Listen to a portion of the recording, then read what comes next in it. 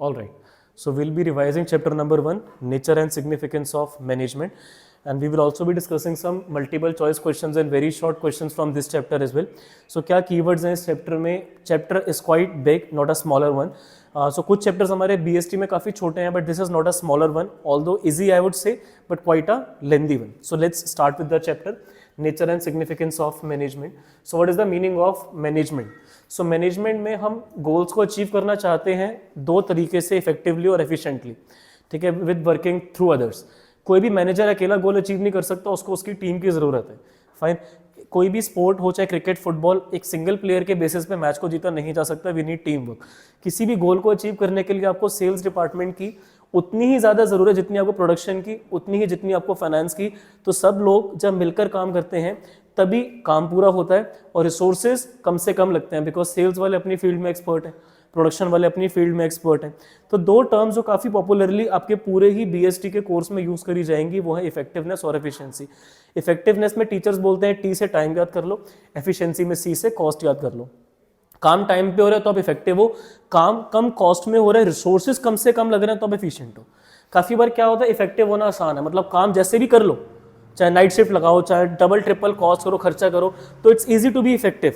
But कम resources लगाने के लिए एक्सपीरियंस चाहिए, नॉलेज चाहिए, जो कि हर मैनेजर के बस की बात नहीं है. तो it's quite difficult to be efficient, but it's not that difficult to be effective. तो एक अच्छा मैनेजर कौन है? जो काम भी पूरा करे, जो इफेक्टिव भी हो और जो रिसोर्सेज भी कम लगाए, जो एफिशिएंट भी हो. और मैनेजर को ऐसी स्ट्रेटेजी बनानी है जिसमें वो अकेला नहीं, दूसरों के साथ मिलकर कोऑर्डिनेशन के साथ गोल्स को अचीव करे. सो केटनर जी कहते हैं कि मैनेजमेंट एक ऐसा प्रोसेस है जिसमें मैनेजर दूसरों के साथ काम करवाता है ताकि हम गोल्स को अचीव कर पाए, दैट इज इफेक्टिवनेस. बट खाली अचीव नहीं करना, रिसोर्सेज को भी हमें एफिशिएंटली यूज करना है, बिकॉज कंपनी के अंदर मशीन, पैसा, लोग सब लिमिटेड है. ठीक है, we don't have unlimited funds. की कोई गलती होगी तो उसको कंपनसेट करने के लिए चलो दोबारा हम इन्वेस्टमेंट कर देंगे. अमाउंट लिमिटेड होता है, चाहे शॉर्ट टर्म के लिए हो चाहे लॉन्ग टर्म के लिए हो.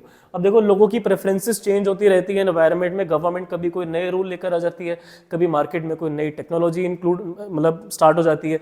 तो अल्टीमेटली उस चेंज को अप्लाई करने के लिए, उस चेंज के साथ अडेप्ट करने के लिए हमें प्रॉपर मैनेजमेंट अप्लाई करते रहने पड़ते हैं. कभी नए प्लान आएंगे, कभी नया स्टाफ आएगा. सो मैनेजमेंट के बिना गोल्स अचीव करे ही नहीं जा सकते. हर एक ऑर्गेनाइजेशन में मैनेजमेंट होती है, चाहे कोई एक रेस्टोरेंट हो, चाहे पेट्रोल पंप हो, चाहे स्कूल हो, चाहे आपका घर क्यों ना हो. ठीक है, खाने पीने सोने का सबका टाइम होता है. ठीक है, कौन मार्केट से सामान लेकर आएगा, कौन खाना बनाएगा. ठीक है, तो ये सब चीज़ें प्रॉपर वेल मैनेज होती हैं. इवन हमारे घर में सीजर कहाँ रखी होगी, नेल कटर कहाँ रखा होगा, तो ये सब चीज़ें घर में तक मैनेज करी जाती हैं. Now so effectiveness and efficiency, as I was telling you, effectiveness के अंदर हमारा टी आ जाता है और एफिशिएंसी के अंदर सी आ जाता है. Effectiveness is concern with the completion of the task, काम कंप्लीट हो जाए. Efficiency is concern with the task, but utilisation of resources should be limited. We are not saying कि कंजूसी करो, रिसोर्सेज को यूज ही मत करो, that's not efficiency. Efficiency is quite smartness, कि हम लिमिटेड फंड्स में कैसे अपना काम पूरा निकाल सकते हैं. तो कंपनी भी ये चीज़ें नोटिस करती है, जो लोग कम से कम रिसोर्सेज में अच्छे रिजल्ट्स दें उन लोगों को फिर उसका इंसेंटिव भी मिलता है, उन लोगों को उसका बोनस भी मिलता है. जैसे एक सिक्का होता है, उसमें हेड्स और टेल्स दोनों साइड जरूरी है. आप मार्केट जाओगे तो एक कॉइन आप तभी यूज कर सकते हो जब उसकी हेड्स और टेल्स दोनों साइड उसमें प्रेजेंट हो. एक साइड से सिक्का नहीं चलेगा. तो एक मैनेजर जिसमें खाली इफेक्टिवनेस है, एफिशिएंसी, और मैनेजर लंबे टाइम तक नहीं टिकेगा. जिस मैनेजर में खाली एफिशिएंसी है वो लंबे टाइम तक, तो लंबे टाइम तक टिके रहने के लिए आपको इफेक्टिव भी होना पड़ेगा, एफिशिएंट भी होना पड़ेगा. जैसे सिक्के में हेड्स टेल जरूरी है, वैसे एक मैनेजर में इफेक्टिवनेस और एफिशिएंसी दोनों के दोनों उतने ही जरूरी है. ठीक है, एक एग्जांपल यहाँ पर एनसीईआरटी ऑथर्स ने जो यूज करा है हम भी वही लेंगे. 5000 यूनिट्स का टारगेट है. एक साल में कितनी यूनिट्स बनानी है? 5000. एक कंपनी है रैंडम, उसको टारगेट दिया गया. अब देखते हैं कि उन्होंने क्या करा. वह ना पावर फेलियर रहते हैं, पावर फेलियर मतलब बिजली की दिक्कत रहती है. तो मैनेजर ने क्या करा कि डबल शिफ्ट लगा दी, रात में भी काम करेंगे. तो उससे क्या हुआ, उनकी प्रोडक्शन की कॉस्ट बढ़नी शुरू हो गई. टारगेट तो पूरा हो गया, पर उनके जो बिजली के बिल हैं, उनके जो लेबर के चार्जेस हैं वो बढ़ गए. बेटा जो लेबर सुबह आएगी वो रात में कैसे काम करेगी, जो रात में आएगी वो सुबह कैसे काम करेगी. तो टारगेट पूरा हो गया but at a higher cost. तो हम बोलेंगे कि हमारे मैनेजर इफेक्टिव तो है, टाइमली एक साल के अंदर जो टारगेट था पूरा करके दिया, पर क्योंकि कॉस्ट जितनी लगनी चाहिए थी उससे ज़्यादा लगी तो वो एफिशिएंट नहीं है. ठीक है, अगर दोनों काम हो जाते कि कॉस्ट भी जितनी एक्सपेक्टेड थी उतनी और काम भी एक साल में 5000 यूनिट, तो हम उनको इफेक्टिव के साथ साथ एफिशिएंट भी बोल देते. ठीक है सर. अब आ जाते हैं मैनेजमेंट के फीचर्स और कैरेक्टरिस्टिक्स। बेटा फीचर्स कैरेक्टरिस्टिक्स एक ही बात होती है, एग्जाम में अगर क्वेश्चन आ जाते हैं एक्सप्लेन द फीचर्स या characteristics of a particular topic, they both like mean the same thing, so don't get confused in that case. So हम थोड़ा याद भी करेंगे क्लास में साथ साथ ही। मैं कोशिश ये करूंगा कि इसी क्लास के अंदर आपको जो जो चैप्टर हम रिवाइज कर रहे हैं साथ साथ आपको और कोई वीडियो देखनी ना पड़े, जो बच्चे ऑनलाइन देख रहे हैं और जो ऑफलाइन बच्चे अटेंड कर रहे हैं, एक ही साथ आपका पूरा चैप्टर मैं कोशिश करूंगा निपटा के छोड़ूं 1.5-2 घंटे में, जितने देर का ये वीडियो होगा। कम हो सकता है 1.5 आवर से ऊपर का तो डेफिनेटली नहीं जाएगा। पहला तो गोल ओरिएंटेड। बेटा मैनेजमेंट क्या ऐसी हवाबाजी में करी जाती है, कुछ पर्पस होता है। आप लोग अभी 12th स्टैंडर्ड में हो, आप लोगों का गोल है मुझे अच्छे मार्क्स लाने हैं, सीयूटी में अच्छा स्कोर करना है, अच्छे कॉलेज में एडमिशन लेना है, तभी तो आप डेली उठ के शेड्यूल बनाते हो कि आज मुझे ये टॉपिक करना है, कल मैं फिर ये कर लूंगा, अभी मैं ये टॉपिक करके ही उठूंगा। तो ये सब आप जो मैनेजमेंट कर रहे हो because you have a goal. Fine. एक क्रिकेट टीम जब कोई भी मैच खेलने के लिए जाती है, चाहे इंडिया ऑस्ट्रेलिया कोई भी टीम, तो पहले वो स्ट्रेटेजी बनाती है क्योंकि उनका गोल है, गोल क्या, उन्हें मैच जीतना है। उनको मैनेजमेंट करनी है भाई कि नंबर 1 पे कौन जाएगा, नंबर 2 पे कौन बैटिंग पे जाएगा, नंबर 3 पे कौन जाएगा, बॉलिंग पे पहले कौन जाएगा, फील्डिंग पे कौन खड़ा होगा, कहां पर खड़ा होगा, विकेट कीपिंग, ये सब क्या है मैनेजमेंट। पेट्रोल पंप पे इस वाले स्टेशन पे कौन सा बंदा खड़ा होगा, वहां पर कौन खड़ा होगा, टायर में कौन हवा भरेगा, तो ये सब चीजें भी क्या करनी पड़ती है, मैनेज करना पड़ता है। हॉस्पिटल में ठीक है, ओपीडी का काउंटर कहां पर होगा, कौन से स्पेशलिस्ट डॉक्टर किस वाले कैबिन में बैठेंगे, ठीक है, कैबिन भी काफी बार उनके इंटरचेंज होते रहते हैं, ठीक है। कभी मतलब मान लो हार्ट वाला किस कहीं बैठा है, कहीं पे लिवर वाला कहीं पे बैठा है, तो उन्हें कैबिन भी आपस में इंटरचेंज, तो this is need to be managed. तो लड़ाई हो जाएगी, डॉक्टर बोल रहा नहीं मैं तो ये वाला कैबिन लूंगा, भाई क्लियर है कि आपका ये है उनका ये है। सो ये सब क्यों करा जा रहा है, ताकि पेशेंट्स को ज्यादा टाइम वेट ना करना पड़े और जिस पर्पस के लिए है पूरा हो। पेट्रोल पंप पे आपको वेट ना करना पड़े, जगह पेट्रोल डलवाओ और अपना काम करो। रेस्टोरेंट में कस्टमर बैठेगा, वेटर जाके उससे ऑर्डर लेगा विद इन मान लो 2 to 3 minutes, not longer than that. तो ये गोल है ताकि हम कस्टमर को अच्छा एक्सपीरियंस दें। तो अपने गोल को पूरा करने के लिए सबको उनकी रिस्पॉन्सिबिलिटीज, उनकी ड्यूटीज, उनके रिलेशंस क्लियर होने बहुत ज्यादा जरूरी है। जो प्रॉपर मैनेजमेंट, हमारी क्लास का टाइम मैनेज होता है कि इस टाइम पर हम क्लास शुरू करेंगे, ठीक है, और वो बहुत अच्छे से हमारा पूरा हो जाए अगर हमारे स्टूडेंट्स टाइम पे हैं। ये सर तो हमारे लेट नहीं होते हैं, बट स्टूडेंट्स का थोड़ा सा हमारा इशू रहता है क्लासेस में, और उनके रीजन ऐसे होते हैं कि जिसके लिए सर उन्हें गुस्सा भी नहीं कर पाते अनफॉर्चुनेटली, ठीक है। सो गोल ओरिएंटेड। सो ऑर्गेनाइजेशन के अंदर गोल्स होते हैं, चाहे कोई भी हो, चाहे हॉस्पिटल हो, पेट्रोल पंप हो, मतलब देखो बिजनेस स्टडीज पढ़ रहे हैं, मतलब ये नहीं कि सारा टॉपिक कंपनी का ही होगा। भाई जो नॉन प्रॉफिट होते हैं, चैरिटेबल इंस्टीट्यूशंस होते हैं, उनको भी मैनेजमेंट करनी है या नहीं करनी, घर में मैनेजमेंट होती है नहीं होती, तो हर जगह मैनेजमेंट ही रहती है। सो सिंपल और क्लियरली होना चाहिए कि हमारा गोल क्या है। घर में साफ सफाई रखनी है तो हमारी मेड को हमें प्रॉपर्ली मैनेज करना है कि आप देखो भाई यहाँ पर मुझे थोड़ा दिक्कत लग रही है, साफ सफाई नहीं, यहाँ थोड़ा, तो this is to be managed. If you will not manage, घर साफ नहीं रह पाएगा। आई एम नॉट सेइंग कि 24 घंटे देखो, नहीं ये नहीं, but at times you have to supervise कि काम ठीक से हो रहा है या नहीं। For example goal, retail store क्या चाहता है, अपनी सेल बढ़ाना, ठीक है, और अल्टीमेटली हॉस्पिटल क्या चाहता है, पेशेंट को बिल्कुल अच्छे से ट्रीटमेंट करके हमें डिस्चार्ज करना है। एक कोचिंग सेंटर क्या चाहता है, बच्चों को ऐसी नॉलेज देके हम फ्री करें कि बच्चा भी बोले कि हाँ क्लास में मजा आया। So this is the goal of every organisation for which they properly plan, they properly manage. कौन क्या करेगा, मैं पढ़ाऊंगा eco and business studies, accounts different faculty, ठीक है, फिर history policies different faculty, mathematics different faculty, तो दिस टू बी मैनेज्ड कि किस टीचर की किस टाइम पे कौन से रूम में कौन सी क्लास होगी, this is to be managed. So management इन एफर्ट्स को यूनाइट करके गोल को अचीव करने में हेल्प करता है। इज ऑल पर वैसे मैं बहुत देर से जो कहानी सुना रहा हूं, मैं आपको यही वाला फीचर ही एक्सप्लेन करूं मैनेजमेंट का कि हर जगह होती है, पर वैसे मींस एप्लीकेबल एवरीवेयर। चाहे प्रॉफिटेबल इंस्टीट्यूशन है, चाहे चैरिटेबल है, चाहे घर है, चाहे कोई भी इंस्टीट्यूशन है, रेस्टोरेंट है, चाहे कोई रिटेल स्टोर है, हर जगह पर मैनेजमेंट होती है। ग्रोसरी स्टोर पे जाते हो तो चिप्स जहां पर रखे होंगे, क्या वहां बिस्किट रखे होते हैं? जहां बिस्किट रखे होंगे क्या वहां नमकीन रखा होता है? जहां नमकीन रखा है क्या वहां पर चावल रखे होते हैं? ये सब चीजें मैनेज होती हैं, ना। तो मैनेजमेंट वहां पर भी है। मैनेजमेंट हमारी क्लास में भी है कि स्टूडेंट्स यहाँ बैठेंगे, टीचर्स कहाँ खड़ा हो, टीचर कहाँ खड़ा होगा, कहाँ पर स्क्रीन होगी, तो ये सब चीजें हमें प्रॉपरली मैनेज करके चलनी है कि किस तरीके से हम क्लास को अकोमोडेट कर सकते हैं।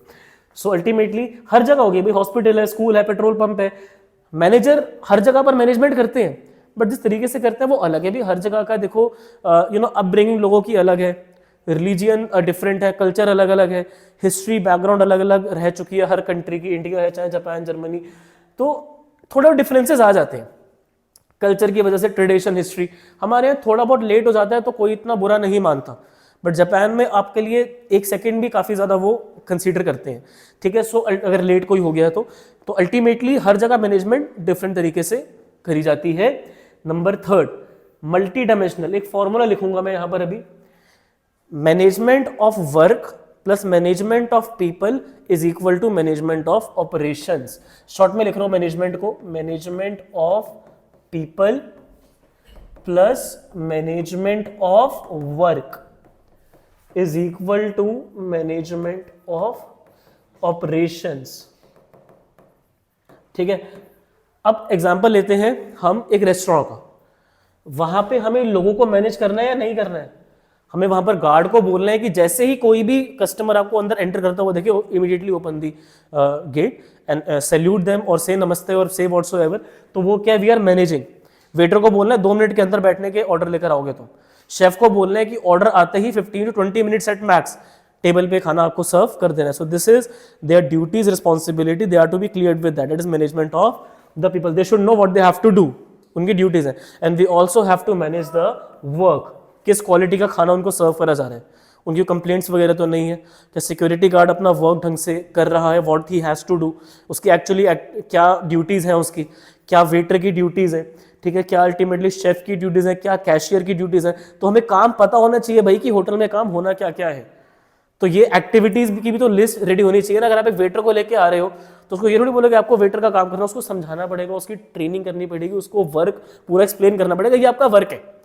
तो लोगों का काम और लोग जब मैनेज हो जाते हैं तो अल्टीमेटली कस्टमर की टेबल पे जब खाना आएगा तो वो ऑटोमेटिकली मैनेज होगा। तो आपको अगर ये जो ऑपरेशंस जो हो रहे हैं रेस्टोरेंट में, कस्टमर को खाना सर्व करा जा रहा है, फिर वो हैप्पीली सेटिस्फाई होके बाहर जा रहा है रेस्टोरेंट से, उसकी तारीफ कर रहा है। So this is to be managed only if the people working at the restaurant are well managed and their work is also well managed, then automatically the result will get managed.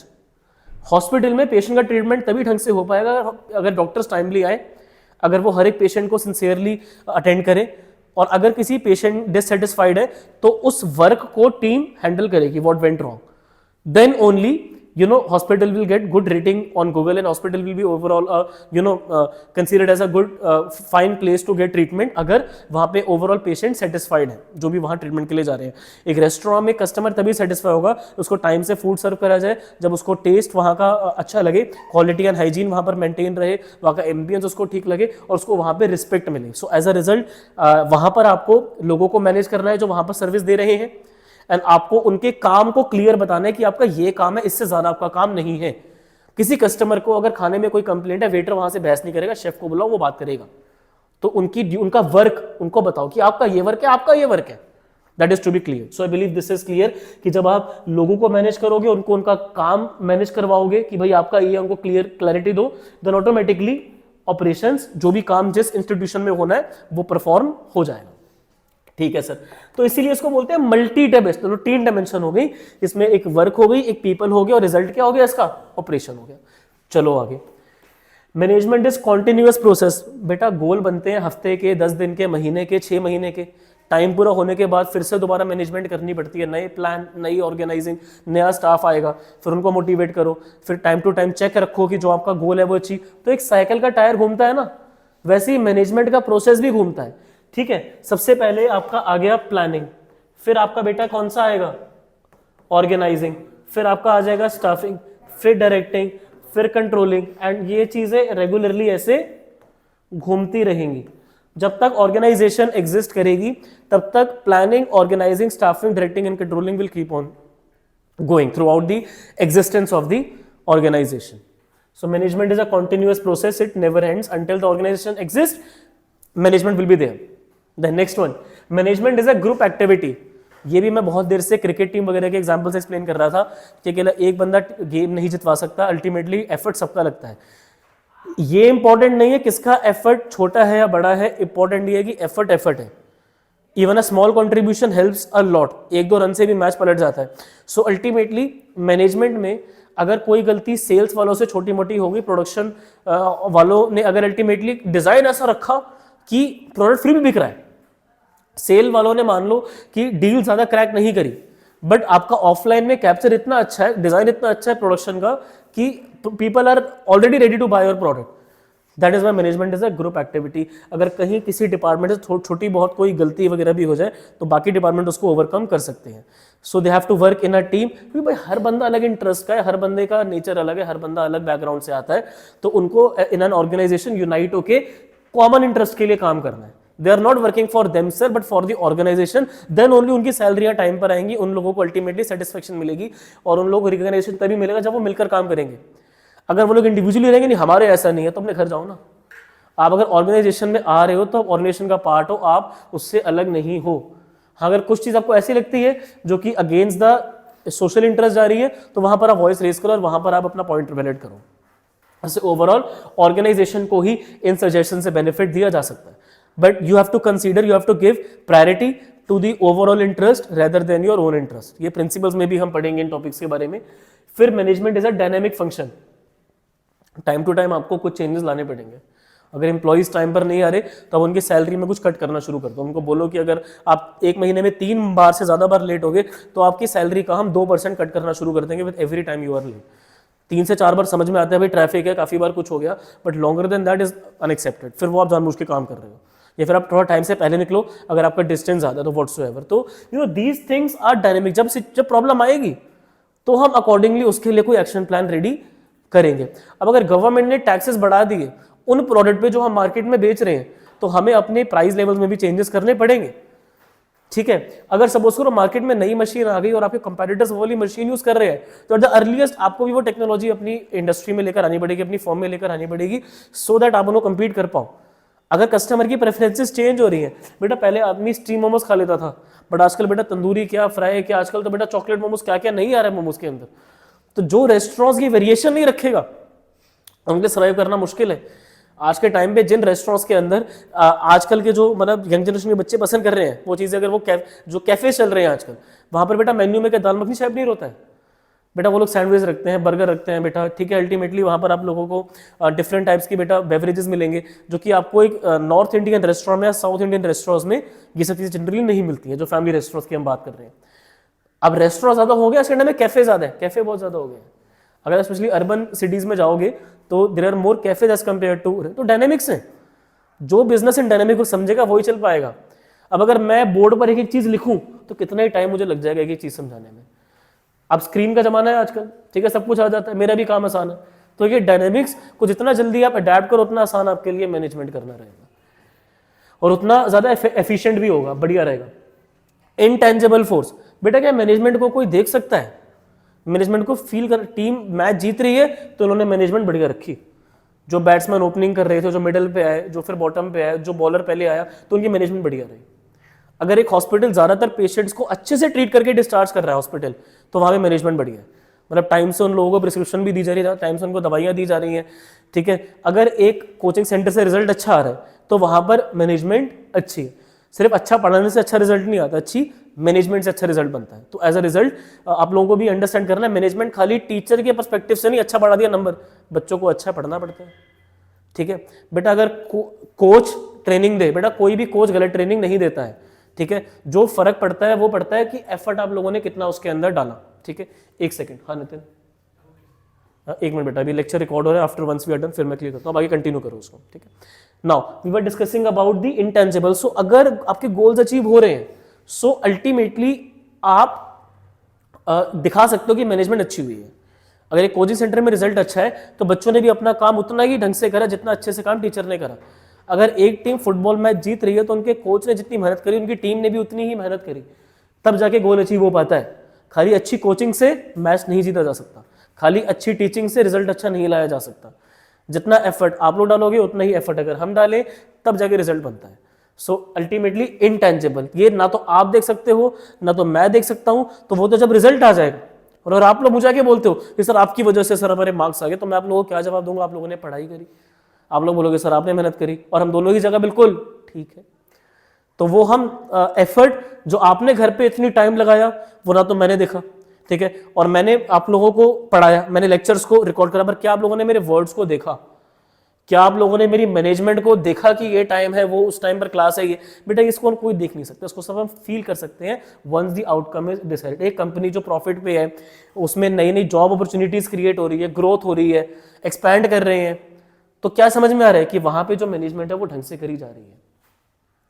तो management को सिर्फ उसकी presence को हम feel कर सकते हैं if goals are met on time, if employees are satisfied, if company is able to generate more revenue, then we can ultimately say कि yes, management is in the correct hands, management is going in the correct direction in the company.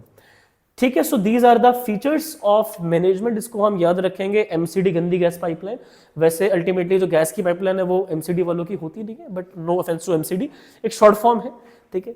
Gas pipeline का तो बेटा एक काम entirely different organisation का है। Multi dimensional, continuous, dynamic, goal oriented group activity, pervasive, intangible force. एक alternate नाम और भी है इंटेंजिबल इसमें क्योंकि रह जाता है, एमसीडी पिग। आप एमसीडी पिग से भी इसको याद रख सकते हो, multi dimensional, continuous and dynamic, pervasive, intangible, group activity and goal oriented. So दो जो भी आप याद करना चाहो आप फीचर इसके याद कर सकते हो कि जो न्यू एजुकेशन पॉलिसी आई है उसमें पेपर को थोड़ा सा डायरेक्ट रखा जाने लगा है बिजनेस स्टडीज में रेदर देन केस स्टडीज। तो ऐसा क्वेश्चन आ सकता है, explain any 3 features of management. तो अगर आपको 7 याद नहीं रखने, 6 करने हैं तो एमसीडी जीजीपी, अगर आपको 7 याद रखने के पोटेंशियल रखते हो तो एमसीडी पिग से याद रख लो, multi dimensional, continuous, dynamic, goal oriented, group activity, intangible, pervasive. Are we clear with it? So these were the features or characteristics of management. Now if we will proceed with the objectives, what are the objectives? 3 होते हैं, organisational, social और personal. Organisational, हर एक organisation हो, चाहे hospital, petrol pump, restaurant, coaching centre, बेटा हर एक organisation का एक ऑब्जेक्टिव होता है कि वो मार्केट में क्या करे, सर्वाइव। बेटा सर्वाइव करने का मतलब है जितना पैसा जा रहा है उतना पैसा ही आए, एक मिनिमम। अगर मेरा इंस्टीट्यूट चलाने का मंथली खर्चा है मान लो 70,000, तो अगर मेरा पर मंथ 70,000 का कलेक्शन नहीं हो रहा तो क्या मैं इंस्टीट्यूट रन कर पाऊंगा? नहीं कर पाऊंगा, मुझे शॉर्ट रन में एग्जिट करना पड़ेगा, शट डाउन करना पड़ेगा, मैं ब्रेक इवन पे भी नहीं आ पाऊंगा। बट चलो मेरे 70,000 जो खर्चा है मेरा, अगर वो 70 के पास मैच हो गया तो मैं क्या कर जाऊंगा, सर्वाइव। पर क्या बेटा ये सफिशिएंट है? मेरे घर के खर्चे का क्या, और उसके अलावा अल्टीमेटली क्या ये गारंटी है कि हर महीने 70 ही आता रहेगा? अनसर्टेनिटीज भी तो हो सकती है। तो उस अनसर्टेनिटी को टैकल करने के लिए मेरे पास क्या होना चाहिए, ठीक है, रिटेन्ड अर्निंग्स या फिर प्रॉफिट जो मैंने रिटेन कर रखा हुआ है फॉर दीज अनसर्टेनिटीज, और अपने जो एक्सपेंसेस है मेरे पर्सनल उनके लिए, तो दैट इज प्रॉफिट। और उसके भी बियॉन्ड अगर मेरा हो जाता है थोड़ा एक्स्ट्रा तो सर बढ़िया है सर, फिर तो गाड़ी, नया घर नहीं बेटा, फिर बिजनेस की ग्रोथ, फिर मुझे अल्टीमेटली बिजनेस में और पैसा इन्वेस्ट करना है, मुझे थोड़ी और बड़ी जगह लेनी है, और सब्जेक्ट्स मुझे ऐड करने हैं, और नंबर ऑफ बैचेस मुझे बढ़ा देने हैं। तो ये हर एक ऑर्गेनाइजेशन का ऑब्जेक्टिव होता है कि पहले सर्वाइव पर लेके आओ उसको, फिर अल्टीमेटली इतना प्रॉफिट रखो कि अपने खर्चे निकले, और बिजनेस में कभी अगर अनसर्टेनिटी है तो उसको आप चला के रखो, बिजनेस बनना करना पड़े, और तीसरा अगर उसके भी अगर कृपा रही ऊपर वाले की तो फिर ग्रोथ। तो ये हर एक ऑर्गेनाइजेशन के 3 ऑब्जेक्टिव है, सर्वाइवल, प्रॉफिट, ग्रोथ। दूसरे जो ऑब्जेक्टिव होते हैं बेटा मैनेजमेंट के, मैंने अभी जो बताया वो किसके थे, ऑर्गेनाइजेशन के, पर ये ऑर्गेनाइजेशनल, सोशल, पर्सनल, ये होते किसके हैं, मैनेजमेंट के। पहला तो ऑर्गेनाइजेशनल, दूसरा है सोशल। बेटा सोसाइटी के लिए भी कुछ अच्छे काम करने चाहिए या नहीं, ठीक है। जैसे अल्टीमेटली आप लोग एम्प्लॉयमेंट अपॉर्चुनिटीज जनरेट करो उन लोगों के लिए जो ज्यादा एजुकेटेड नहीं है या जो लोग फिजिकली चैलेंज्ड हैं। आप अल्टीमेटली अमाउंट आप डोनेट करो अगर कहीं पे कुछ मिस हैपनिंग हो गई, आपके बिजनेस के थ्रू आप उस पर डोनेट करो, जो प्रॉफिट आपके पास आ रहा है आप उसको खाली अपने वेलफेयर के लिए नहीं बट सोसाइटी की डेवलपमेंट में भी आप लगाओ, जिससे लोगों का वेलफेयर क्रिएट हो। आप अच्छी सर्विस दो लोगों को, आप अच्छे प्रोडक्ट्स बनाओ जिससे लोग सेटिस्फाइड हो, प्राइस आप जो रीजनेबल है वो चार्ज करो, रेदर देन कि भाई हमें तो ज्यादा प्राइस ही चार्ज करना है, हम तो अच्छी क्वालिटी दे रहे हैं, जो आपका जायज बनता है वो आप प्राइस लो। जो आप एक्स्ट्राऑर्डिनरी प्राइस, आप ओवर हाई प्राइस चार्ज करोगे तो बेटा वो सोसाइटी से अगेंस्ट है। Giving good quality products at reasonable price is a social objective. Manufacturing goods with eco-friendly technology is a social objective. Giving employment opportunities to unprivileged people who are either in rural areas or backward areas, or those who are not that much educated is also a social objective. Donating to flood victims or earthquake victims is again a social. The business should be doing such objectives often. ठीक है। Next बेटा आपका objective आ जाता है personnel objective. जो लोग आप क्या काम कर रहे हैं जरा उनके बारे में भी सोच लो, उनको भी अच्छी ट्रेनिंग दे दो, उनका भी रेम्यूनरेशन मतलब कि सैलरी वगैरह फेयर रखो, उनकी भी डेवलपमेंट पे आप लोग ध्यान रखो, उनके भी टाइम टू टाइम प्रमोशन करो, उनके सेमिनार्स करो, उनकी काउंसलिंग करो। This is what you have to do with your employees, with your team. If you are not introducing with them with the new technology, उनकी ट्रेनिंग नहीं हो रही और बोल रहे हो कल से नई मशीन पे काम करोगे, कैसे करेंगे उनके बारे में तो सोचो, पहले ट्रेनिंग दो, उनके सेमिनार करो, उनकी काउंसलिंग करवाओ, नई टेक्नोलॉजी के बारे में उनको अवेयर करो, उनकी डेवलपमेंट पे फोकस करो, then only they will retain in your organisation. वरना कहीं से बेटर ऑफर आया और वो गायब। बेटा एम्प्लॉई आजकल सिर्फ पैसों के लिए नहीं, अपनी ग्रोथ के लिए आ रहे हैं, करियर के लिए आ रहे हैं, जिंदगी एक बार मिलती है। तो अगर कहीं पर आपको करियर नहीं नजर आ रहा, वहां पर आपको लग रहा है कि यार एक ही काम करना है रोज रोज, तो वहां पर बंदे को मजा नहीं आता, उसको लगता है कि यार चैलेंज ही नहीं है।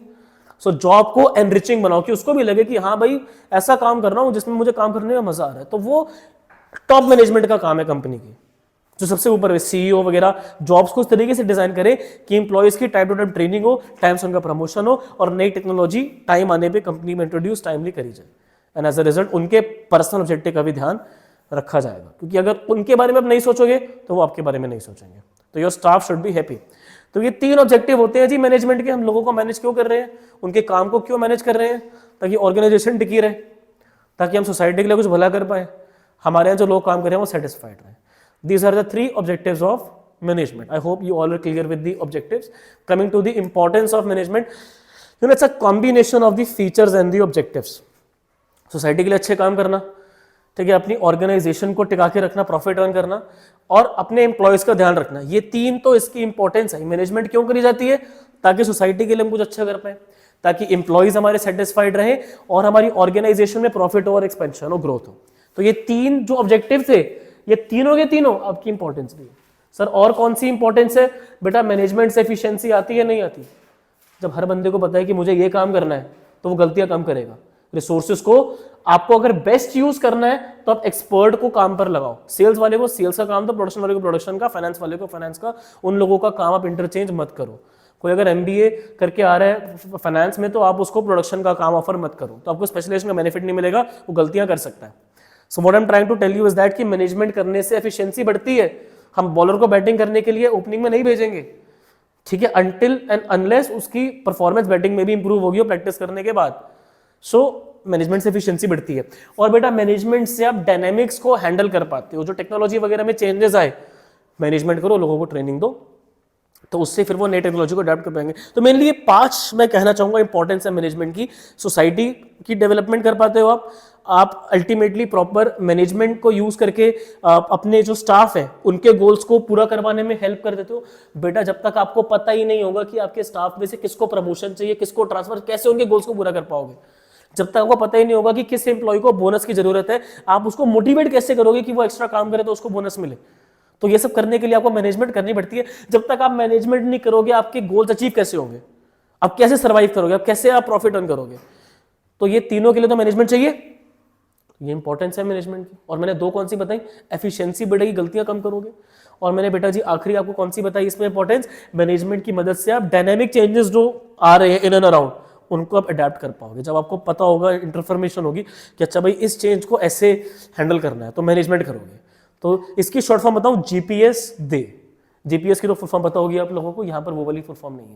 यहाँ पर G से है ग्रुप गोल्स, बेटा P से है आपका पर्सनल ऑब्जेक्टिव्स और आपका S से है सोसाइटी। बेटा 3 तो आपके उसमें भी थे ऑब्जेक्टिव, बस ग्रुप की जगह क्या था, ऑर्गेनाइजेशन था, और आपका पर्सनल सोसाइटी तो वहां पर भी था। पर्सनल आपका स्टाफ ही तो होता है GPS, तो ग्रुप गोल्स में मैनेजमेंट काम आएगी, पर्सनल गोल्स में मैनेजमेंट काम आएगी, और सोसाइटी में तो GPS हो गया। फिर D से क्या है, D से डायनेमिक, चेंजेस को इंप्लीमेंट मतलब चेंजेस को अडेप्ट करने के लिए मैनेजमेंट की हेल्प लोगे। और बेटा एफिशिएंसी को बढ़ाने के लिए आप मैनेजमेंट करके रखोगे। तो फटाफट से जरा स्क्रीन पे देखेंगे, ग्रुप गोल्स को अचीव करने के लिए बेटा मैनेजमेंट की मदद से सबको एक सेम डायरेक्शन मिलती है, आपका ये काम, आपका ये काम, तो लोग अपना अपना काम करके गोल को अचीव करवाते हैं। जब तक उनको पता ही नहीं होगा कि उन्हें कंपनी में, जब इसका मतलब क्या है, आपने ना तो मैनेजमेंट ऑफ पीपल करा, ना आपने मैनेजमेंट ऑफ वर्क करा।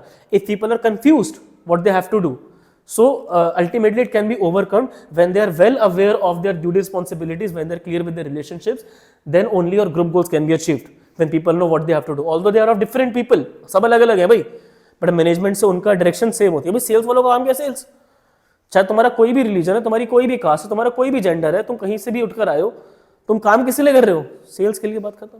प्रोडक्शन के वाले प्रोडक्शन में, तो कहाँ से आ रहे हो, क्या फर्क पड़ता है। तो वो जो मेंटालिटी है वो हटाने के लिए क्या लगती है, मैनेजमेंट, ठीक है, जिससे उनके इंटरेस्ट कॉमन हो। भाई एफिशिएंसी बढ़ेगी, जब काम प्रॉपरली मैनेज्ड है तो गलतियां कम होंगी, रिसोर्सेज कम लगेंगे, काम टाइम से पूरा होगा, तो प्लानिंग ऑर्गेनाइजिंग को सही तरीके से करने के लिए, सारे फंक्शन को सही तरीके से परफॉर्म करने के लिए आपको मैनेजमेंट इंपॉर्टेंट रहती है।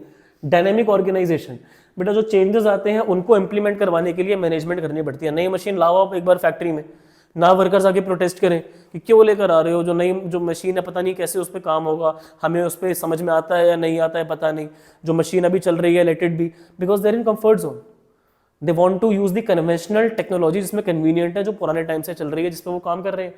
तो क्या करना पड़ेगा मैनेजर को, हाँ यार तुम लोग सही कह रहे हो, तुम लोग कंफर्टेबल हो, तो ये करना चाहिए उसे, उसको ये बोलना चाहिए आज के ज़माने में हर कोई ये वो मशीन यूज़ कर रहा है, खाली हम लोग हैं जो पुरानी मशीन यूज़ कर रहे हैं।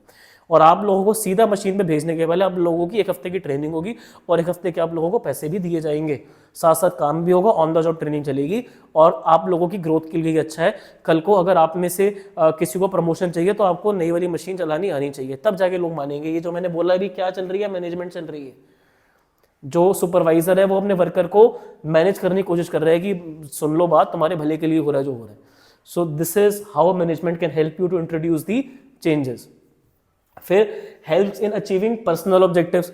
अब अलग अलग डाइवर्स एम्प्लॉय, सबका इंटरेस्ट अलग अलग है, भाई किसी को बोनस चाहिए, किसी को प्रमोशन चाहिए, किसी को ट्रांसफर, तो उस चीज के लिए मैनेजमेंट लगेगी। उसको समझाओ कि ये कर तब तेरा प्रमोशन होगा, ऐसे कर तब तेरा बोनस होगा। So this is to be managed. तो ये मैनेजमेंट की इंपॉर्टेंस है। एक और है बेटा, सोसाइटी के लिए आपको मैनेजमेंट करनी पड़ेगी। सोसाइटी के लिए कुछ अच्छा करना है तो आपको पहले इतना पैसा तो कमा लो कि खुद का भला हो जाए। सबसे पहले क्या है, ऑर्गेनाइजेशनल ऑब्जेक्टिव। जब वो हो जाए फिर सोसाइटी के बारे में सोचो, ठीक है। और अगर एक्स्ट्रा पैसा हो रहा है, अगर आपको ऊपर वाले की कृपा है, तो आप उन लोगों के लिए काम दो जो थोड़े ज्यादा एजुकेटेड नहीं है। मैं ये नहीं कह रहा सारी ही ऐसी जॉब्स क्रिएट करो जो उन लोगों के लिए जो uneducated, not that, but some of the quota should be reserved for those who are unprivileged. And apart from that आपकी जो टेक्नोलॉजी है वो फ्रेंडली होनी चाहिए, इको फ्रेंडली, वो पोल्यूशन नहीं करती होनी चाहिए, ठीक है। Rather than using oil based machine, आपको इलेक्ट्रॉनिक मशीन यूज करनी चाहिए। आजकल तो वैसे सभी इलेक्ट्रिक हो चुके हैं। हाँ जी, सो जीपीएस डे से मैंने आप लोगों को ये बताया था, आप इसकी इंपॉर्टेंस को याद कर सकते हो मैनेजमेंट की। बेटा ये चैप्टर अब मैं बोलना चाहूँगा आपका 60% खत्म हो चुका है, थोड़ा सा ही और बचा है। जैसे कि मैंने कहा था कि इस टाइम पे हम ब्रेक नहीं लेंगे, मैं आप लोगों को बिना ब्रेक के ही 1 शॉट के अंदर ये चैप्टर पूरा समझाऊंगा, including some questions we will also be discussing. अभी तक मुझे लगता है आप में से किसी को दिक्कत नहीं आई होगी। फीचर्स मैनेजमेंट की हमने शॉर्ट फॉर्म रखी थी एमसीडी पिक, हमने ऑब्जेक्टिव्स देखे थे ऑर्गेनाइजेशनल, सोशल और पर्सनल, हमने इसकी इंपॉर्टेंस देखी थी जीपीएस डे। तो ये 3 टॉपिक्स हमने अभी तक क्लास में निपटाए हैं। अब हम निपटाने जा रहे हैं nature of management, art, science, profession. बहुत ही इंपॉर्टेंट क्वेश्चन, और मोस्टली इस चैप्टर में से जो बड़े क्वेश्चन बनते हैं ना, वो इन्हीं तीनों में से किसी से बनते हैं। आर्ट, आर्ट मतलब कि कला, एक ऐसी स्किल जिसको आपको पहले थ्योरेटिकली पढ़ना है, फिर अपने तरीके से अप्लाई करना है। एक शेफ पहले खाना बनाना किताबों से सीखता है, अगर जो प्रॉपर जो मतलब एचएम वगैरह करते हैं प्रॉपर्ली, उनको हर एक इंग्रेडिएंट की प्रॉपर नॉलेज दी जाती है, किसकी क्वांटिटी में क्या क्या यूज करना है, कैसे सर्व करना है, कैसे प्लेटिंग करनी है, तो वो एक आर्ट है। पर क्या हर शेफ बिल्कुल सेम चीज फॉलो करेगा? बेटा सिंगिंग में जो उस्ताद होते हैं, जो गुरु होते हैं, वो जो अपने स्टूडेंट्स को सिखाते हैं, क्या सारे स्टूडेंट्स उनके उसी तरीके से गाते हैं या अपनी वेरिएशन भी डालते हैं? हर एक टीचर सेम तरीके से पढ़ाता है, अपनी वेरिएशन डालता है। बेटा हर एक बैट्समैन क्या सेम तरीके से बैटिंग करे? सबका स्टाइल अलग है, सबका स्टाइल अलग है, हर एक बॉलर का स्टाइल अलग है, हर एक बॉलर का एक्शन अलग है, हर एक बॉलर की पोजीशन अलग है सीन की। तो ये सब क्या एक आर्ट है। पहले सब कुछ आपको थ्योरेटिकली समझना है, फिर उसको अपने तरीके से अप्लाई करना है। क्या मैनेजमेंट में ऐसा नहीं होता? होता है। पहले बच्चा कॉमर्स के ह्यूमैनिटीज लेगा 11th 12th में, या चलो मतलब साइंस लेगा, फिर उसके बाद बीबीए जो भी ग्रेजुएशन में करे, फिर तो एमबीए करना पड़ेगा। प्रिंसिपल सीखेगा मैनेजमेंट के, थ्योरी सीखेगा, फिर जाके वो या तो अपनी फॉर्म स्टार्ट करेगा या किसी फॉर्म में एज एन एम्प्लॉय काम करेगा। तो वहां पर क्या वो बिल्कुल उसी तरीके से मैनेजमेंट करेगा जो उसने किताबों में सीखा है, या अपना एक्सपीरियंस, अपनी नॉलेज और सिचुएशन के हिसाब से वो मैनेजमेंट करेगा? बात समझ आ रही है? सिचुएशन के हिसाब से मैनेजमेंट, किताबों से मैनेजमेंट करने की गाइडलाइन समझ सकते हो, मैनेजमेंट करना नहीं सीख सकते। मैनेजमेंट करना खाली एक्सपीरियंस से आता है, और हर साल ना लोगों के नेचर चेंज हो जाता है। मतलब कि कभी कुछ हो गया, कभी कुछ, तो as a result time to time आपको मैनेजमेंट में वेरिएशन लेकर आनी पड़ती है। पहले बच्चे टीचरों की बात मान, टीचर वाले भगवान होते थे। हम अगर बोल देते थे ना कि बच्चे बेटा इस टाइम आने, बच्चा पहले आ जाता था। आजकल हम बहुत पहले आते हैं, बच्चा बहुत बाद में आता है। पहले अगर मैं बोलता रहा क्लास सुबह 10 बजे, बच्चे बोलते सर 9 बजे रख लो, 10 बजे सर अब लेट हो जाएगा। आजकल मैं बोलता हूँ क्लास 12 बजे है, सर इतना जल्दी क्यों? तो मैनेजमेंट का टाइम मतलब स्टाइल टाइम के साथ साथ थोड़ा चेंज हो जाता है। सो ये एक आर्ट है। अब मैं इस चीज को कैसे मैनेज करता हूं कि भाई क्लास 12 नहीं तो 11 बजे इससे पहले मैंने, ना आपकी ना मेरी, तो वो मैनेजमेंट करनी पड़ती है। जिस तरीके से हम पहले मैंने बच्चों को डांट दिया, गुस्सा कर दिया, पहले बच्चे बुरा नहीं मानते थे, आजकल बहुत सेंसिटिव है, तो मैनेजमेंट का स्टाइल थोड़ा सा अलग हो गया। पहले क्या था, 15-15 20-20 में डांट पड़ रही है, क्या नंबर आए हैं, क्या है ये, आजकल बच्चा नहीं सुनता, वो बोलता हमारे पेरेंट्स हैं, बोलते नहीं आप कौन होते हो हमें बोलने वाले। तो मैनेजमेंट का स्टाइल अलग हो गया है। फिर बेटा आर्ट क्या है, थ्योरेटिकल नॉलेज, चाहे आपको आगे चल के सिंगर बनना है, डांसर बनना है, चाहे आपको शेफ बनना है, आपको टीचर बनना है, आपको कुछ भी बनना है, पहले आपको उसकी थ्योरेटिकल पढ़ाई करनी पड़ेगी, ग्रेजुएशन करनी पड़ेगी उस चीज में। फिर बेटा पर्सनलाइज्ड एप्लीकेशन, अब जिस तरीके से आप उस आर्ट को प्रेजेंट करोगे वो आपका अपना तरीका होगा, ठीक है। सिंगर अलग अलग तरीके से गाना गाते हैं, ठीक है, बैट्समैन अलग तरीके से शॉट्स खेलते हैं, बॉलर अलग तरीके से बॉलिंग, हालांकि सीख के सब लोग वही चीजें आए हैं, ठीक है भाई। स्पिन ऑफ स्पिन की वो पोजीशन उंगलियों में वही होती है, ठीक है। Seam position in swing out swing की उंगली में वही रहती है, ठीक है। सिंगिंग में वही सात सुर है, वही नोट्स है, पर अल्टीमेटली किस रेंज में कौन गा रहा है और कितना कौन कैसी वेरिएशन डाल रहा है वो सबका अपना पर्सनलाइज एप्लीकेशन होता है। शेफ कोई ज्यादा नमक डालता है, कोई कम डालता है, कोई मसाला ज्यादा डालता है, कोई कम डालता है, तो सबका अपना पर्सनलाइज तरीका है based on practice and creativity. भाई आर्ट प्रैक्टिकल है, मतलब ये प्रैक्टिस मतलब ये नहीं कि प्रैक्टिस करो, प्रैक्टिस मतलब यहां पर ये कि प्रैक्टिकली दिखाना पड़ता है। हम तब तक नहीं मानेंगे कि रोहित शर्मा अच्छा शॉट बता वो पुल शॉट हमें मार के दिखाए, तो वो प्रैक्टिकल है, ठीक है। हम ये नहीं माने जब तक संजीव कपूर जी अच्छा खाना बनाए, जब तक उन्हें खाना बना वो टेस्ट ना कर ले। हम ये नहीं मानेंगे कि अरिजीत सिंह अच्छा करे जब तक हम उनको गाना ना सुन ले।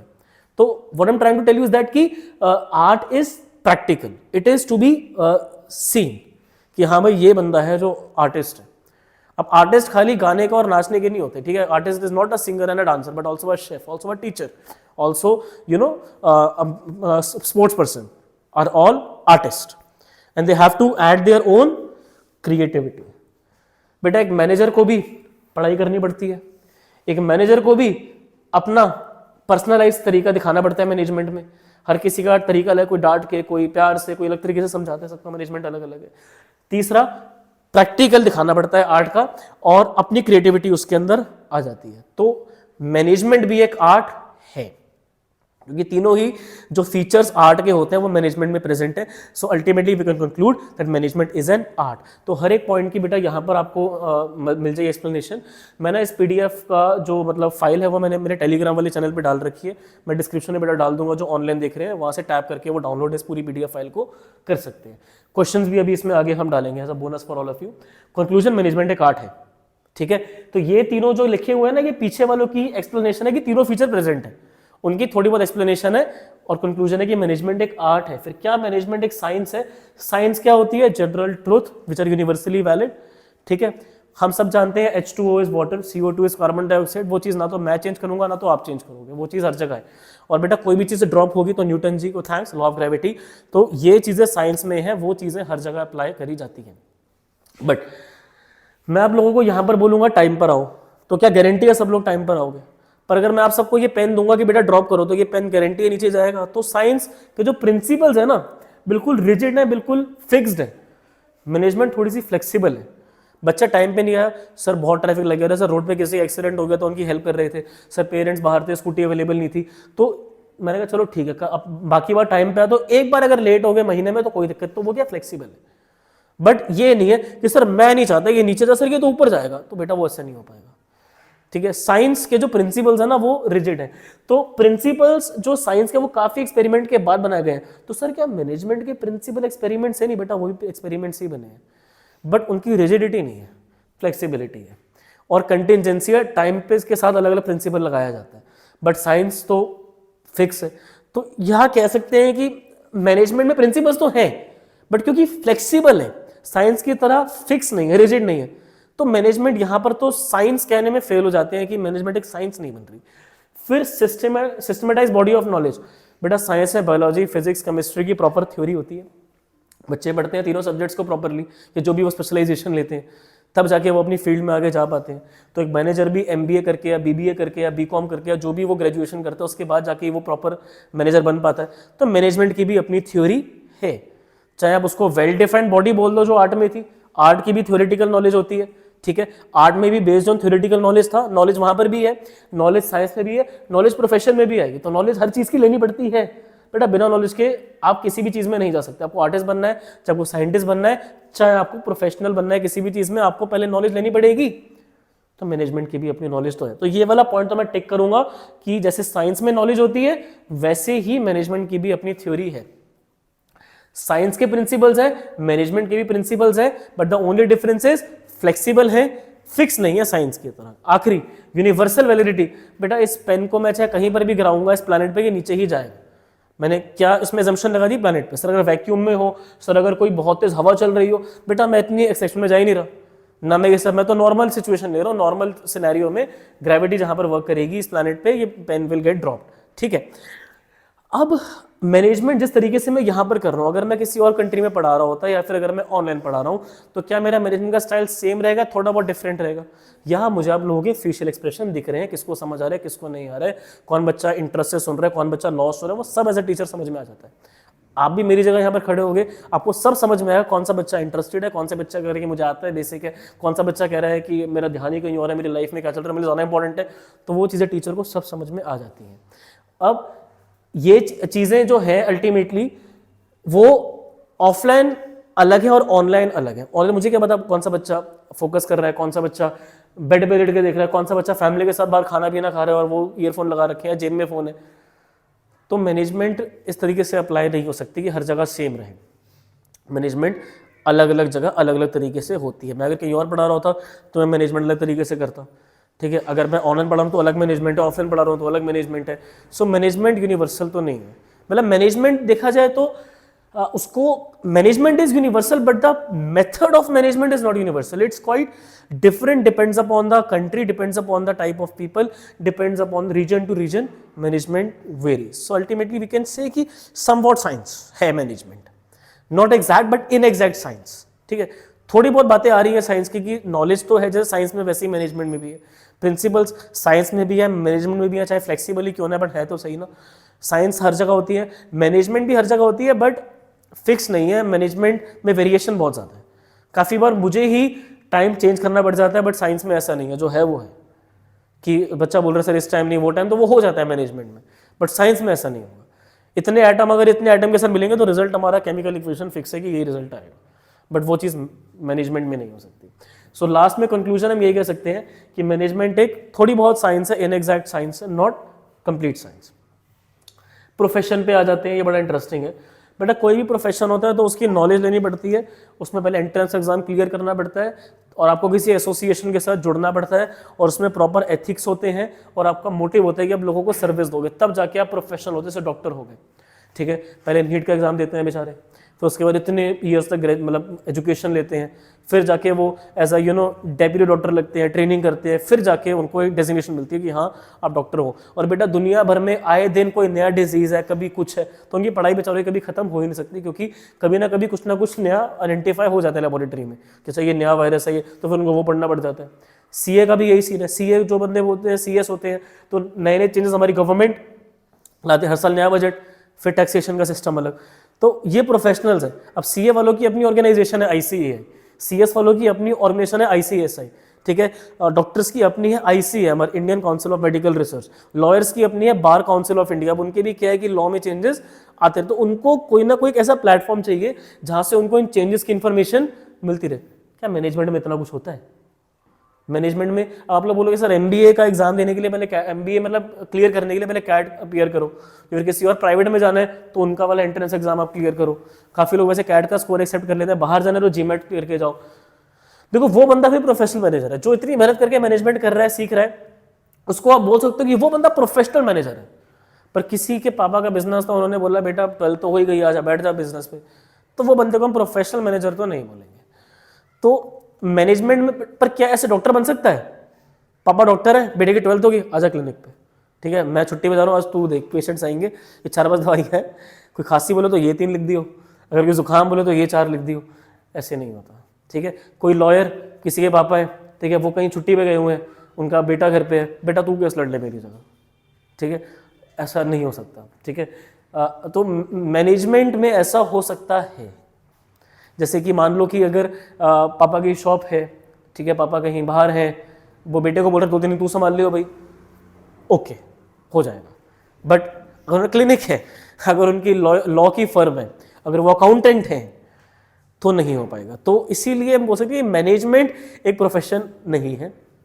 बट अगर कोई बंदा प्रोफेशन के सारे क्राइटेरिया पे टिक लगा के आ रहा है, तो उसको हम बोलेंगे कि हाँ भाई ये बंदा प्रोफेशनल मैनेजर कहलाएगा। अब जैसे अगर आप यहाँ पर देखो तो वेल डिफाइंड बॉडी ऑफ, हर अब तो सीए बनना है, आपको सीएस बनना है, तो बेटा आपको well defined body of knowledge लेनी पड़ेगी। आपको मैनेजर बनने के लिए भी वेल डिफाइंड नॉलेज तो होनी चाहिए, है या ना। तो मैनेजमेंट की भी अपनी नॉलेज तो है। रिस्ट्रिक्टेड एंट्री, क्या जो प्राइवेट मैनेजमेंट के कॉलेजेस हैं, एमबीए बीबीए जहां पर होता है, क्या हुआ, एंट्रेंस एग्जाम कंडक्ट होता है, कुछ में होता है, कुछ में नहीं होता है, कुछ में डोनेशन से और कोटा से हो जाता है। मगर डॉक्टर ऐसे बन जाओगे, लॉयर बन जाओगे, सीए बन जाओगे, नहीं बन सकते। तो वहां पे तो एंट्री रिस्ट्रिक्टेड है। सीए के लिए पहले फाउंडेशन दो, फिर आईपीसीसी के ग्रुप दो, फिर आपके फाइनल के ग्रुप होंगे, तो बहुत लंबी जर्नी है। बट मैनेजमेंट के लिए ऐसा कुछ नहीं है, मतलब कंपलसरी नहीं है। कैट का एग्जाम है, जीमैट है, फिर जेवियर्स वालों का जैट है, सिम्बियोस वालों का सैट, तो अलग अलग के अलग अलग एंट्रेंस एग्जाम होते हैं। बट कुछ प्राइवेट भी ऐसे हैं, मैं नाम नहीं लूंगा, जहां पर बिना एंट्रेंस के एग्जाम मतलब एडमिशन हो जाता है, खाली आपके ग्रेजुएशन के बेसिस पे या फिर आपके 12th के बेसिस पे। बीबीए के लिए अगर हम बात करें तो प्रोफेशनल एसोसिएशन, मैंने भी काफ़ी सारी एसोसिएशन का नाम आप लोगों को बताया। जैसे आप लोग के एसोसिएशन सीबीएसई, आप लोग स्टूडेंट, जो भी नोटिफिकेशन होता है वहाँ से आप लोगों को आ जाते हैं, सब एक ही एसोसिएशन से जुड़े हुए हो। लॉयर बार काउंसिल से जुड़े हुए हैं, ठीक है, डॉक्टर्स आईसीएमआर से जुड़े हुए हैं, सीए आईसीएआई से जुड़े हुए हैं, मैनेजर्स ऐसे कहीं से नहीं जुड़े हुए हैं। वैसे ऑल इंडिया है मतलब मैनेजमेंट एसोसिएशन, बट हर एक मैनेजर उससे जुड़ा हुआ रहे, कंपलसरी नहीं है, तो वो बहुत ऑप्शनल है। Ethical code of conduct, doctor के क्या एथिक है, पेशेंट बिफोर मनी। टीचर का क्या मतलब एथिक है, स्टूडेंट्स नॉलेज बिफोर मनी, ठीक है। एंड देन अल्टीमेटली आप देखो लॉयर का क्या सर्विस मोटिव है, क्लाइंट जस्टिस बिफोर मनी। तो उनका जो एथिक है वो उनको अलाउ नहीं करता कि वो पहले पैसा देखें, अपने एथिक्स को पहले कंसीडर उन्हें करना चाहिए। आई एम नॉट सेइंग कि हर कोई पेशेंट आ गया और बोल रहा है कि सर ऐसे, it can not happen. Doctor का भी अपना घर है, उसने भी इतनी पैसा लगा के वो डॉक्टर बना है। So these things are also important, but in case of emergency these things should be overrule. और जो प्रायोरिटी है एथिक्स को ध्यान देना चाहिए। सर्विस, डॉक्टर चाहता है कि ट्रीटमेंट अच्छा दूँ, लॉयर चाहता है कि मैं जस्टिस दिलाऊँ, टीचर चाहता है कि मैं अच्छे से पढ़ाऊँ, मैनेजर क्या चाहता है कि मुझे पैसा मिले, मुझे सैलरी टाइम पे मिले। तो उसका काम सर्विस से ज़्यादा है अपने पर्सनल इंटरेस्ट में। बट आजकल ना मैनेजमेंट भी थोड़ी सी सोसाइटी की तरफ नहीं होगी। आजकल जो कंपनीज है वो भी देखो सोसाइटी के लिए कितना अच्छा अच्छा काम कर रही है, ठीक है। वो ट्रीज लगाते हैं, अल्टीमेटली लोगों के जो कच्चे घर है उनको पक्का करते हैं, बस अपना ब्रांड बड़ा बड़ा प्रिंट कर देते हैं, सीमेंट का कंपनी का नाम, वो मैं नाम नहीं लूंगा ऐसे। तो बट अल्टीमेटली सर्विस मोटिव हो रहा है आजकल टू सम एक्सटेंट, और वो बात लिखी भी गई है इसमें एक्सप्लेनेशन में। एनसीईआरटी ऑथर्स ने, मुझे बहुत अच्छा लगता है ये चीज़ लिखी हुई है कि कुछ ऐसी ऑर्गेनाइजेशंस हैं देखो जो कि प्रॉफिट के अलावा सोसाइटी के डेवलपमेंट के लिए भी अच्छा काम कर रही हैं। फाइन, यहाँ पर अभी I be taking some time to identify where it is written, मैं जब नोट शेयर करूंगा वहां पर देख लेना। But at the end we can not say that management is a profession. Yes Simrat, last में if an organization has a good management team that is efficient and effective, it automatically serves society। हाँ देखो, very good identified it, कि जो अच्छी company होगी जहां पर managers अच्छे क्वालिटी के साथ काम कर रहे हैं, तो वो सोसाइटी के बारे में भी सोचेंगे, अच्छा सामान दे, रीजनेबल प्राइस पे दे, सोसाइटी के लिए अच्छे काम करें। सो नाउ उनका थोड़ा बहुत सर्विस मोटिव आ रहा है, बट क्योंकि एंट्री रिस्ट्रिक्टेड नहीं है, इतने कोई एथिक्स नहीं है। भाई डॉक्टर को तो पहले प्लेज और ओथ लेनी पड़ती है ना, कि हम पहले पेशेंट को देखेंगे बिफोर एनी मनी टर्म्स। और अल्टीमेटली सीए को भी ओथ लेनी पड़ती है कि हम किसी भी कंपनी के साथ फ्रॉड होता है वो रोकेंगे नहीं, मतलब अल्टीमेटली होने नहीं देंगे। अगर होगा तो उसको फिर हम डिबग करेंगे, हम बताएंगे कि भाई क्या कंपनी फ्रॉड कर रही है, वरना बहुत दिक्कतें हो सकती हैं। इतने इन्वेस्टर्स कंपनी के साथ जुड़े हुए होते हैं, अगर कोई सीए डिस्क्लोज नहीं कर रहा है कि what's going in the company, तो इन्वेस्टर्स का बहुत पैसा लॉस में जा सकता है। तो ये सब चीज़ें उनके सीए बनने के टाइम पर उनको क्लैरिटी दी जाती है कि what you have to do, आपको एथिक्स को पहले रखना है, आपको अपने पर्सनल और कंपनी के इंटरेस्ट से पहले इन्वेस्टर्स और नेशन के इंटरेस्ट को आपको प्रायोरिटी देनी है, ठीक है। तो वो same goes with doctor, same goes with the lawyer, same goes with the doctor. तो ये सब चीज़ें इन सबकी सेम चलती है, लॉयर्स की, डॉक्टर्स की। कंक्लूजन, मैनेजमेंट में ऐसा कुछ है नहीं इतना, तो मैनेजमेंट प्रोफेशन नहीं है। बट अगर कोई कैट का एग्जाम क्लियर करके आईआईएम से एमबीए कर रहा है, इतने प्रेजेंटेशंस वहाँ देगा, इतने एग्जाम मतलब वहाँ पे अपीयर करेगा, फिर उसको प्रॉपर मैनेजमेंट समझ में आएगी, प्रिंसिपल्स क्या होते हैं, अल्टीमेटली उसको इतने केस स्टडीज पढ़ाई जाएंगी, फिर हम उसको बोलेंगे कि हाँ भाई तू प्रोफेशनल मैनेजर है। वो एक्सेप्शनल केसेस हैं। बट हर कोई IIM से MBA करके मैनेजर नहीं बनता, काफ़ी लोग कहीं और से भी करके बन जाते हैं। आई एम नॉट सेइंग कि IIM से ही एक प्रोफेशनल मैनेजर बनता है, आप और जगह से भी प्रोफेशनल मैनेजर बन सकते हो। There are many reputed institutions also, काफ़ी A grade B grade C grade colleges अलग अलग क्राइटेरिया के होते हैं, बट हर कोई वहाँ से निकले वो ज़रूरी नहीं है। 12th के बाद भी आप अपने मतलब रिलेटिव्स की शॉप पे अगर बैठ रहे हो बिजनेस पे, तो आप स्टिल एक मैनेजर हो, तो प्रोफेशनल मैनेजर नहीं हो, पर तो इसलिए प्रोफेशन नहीं है। लेवल्स 3 होते हैं, टॉप मिडल बॉटम, हर कंपनी में जनरली यही सीन होता है ऑर्गेनाइजेशन में। टॉप पे ये चीफ वाले आ जाते हैं, CEO CO CMO वगैरह, प्रेसिडेंट वाइस प्रेसिडेंट वगैरह भी सब आपके चेयरमैन और आपके टॉप पे आते हैं। मिडिल पे बेटा आ जाते हैं आपके डिपार्टमेंट वाले, sales department, production, finance, HR, तो ये डिपार्टमेंट्स वाले आपके किस क्राइटेरिया पे फिट होते हैं, मिडिल पे।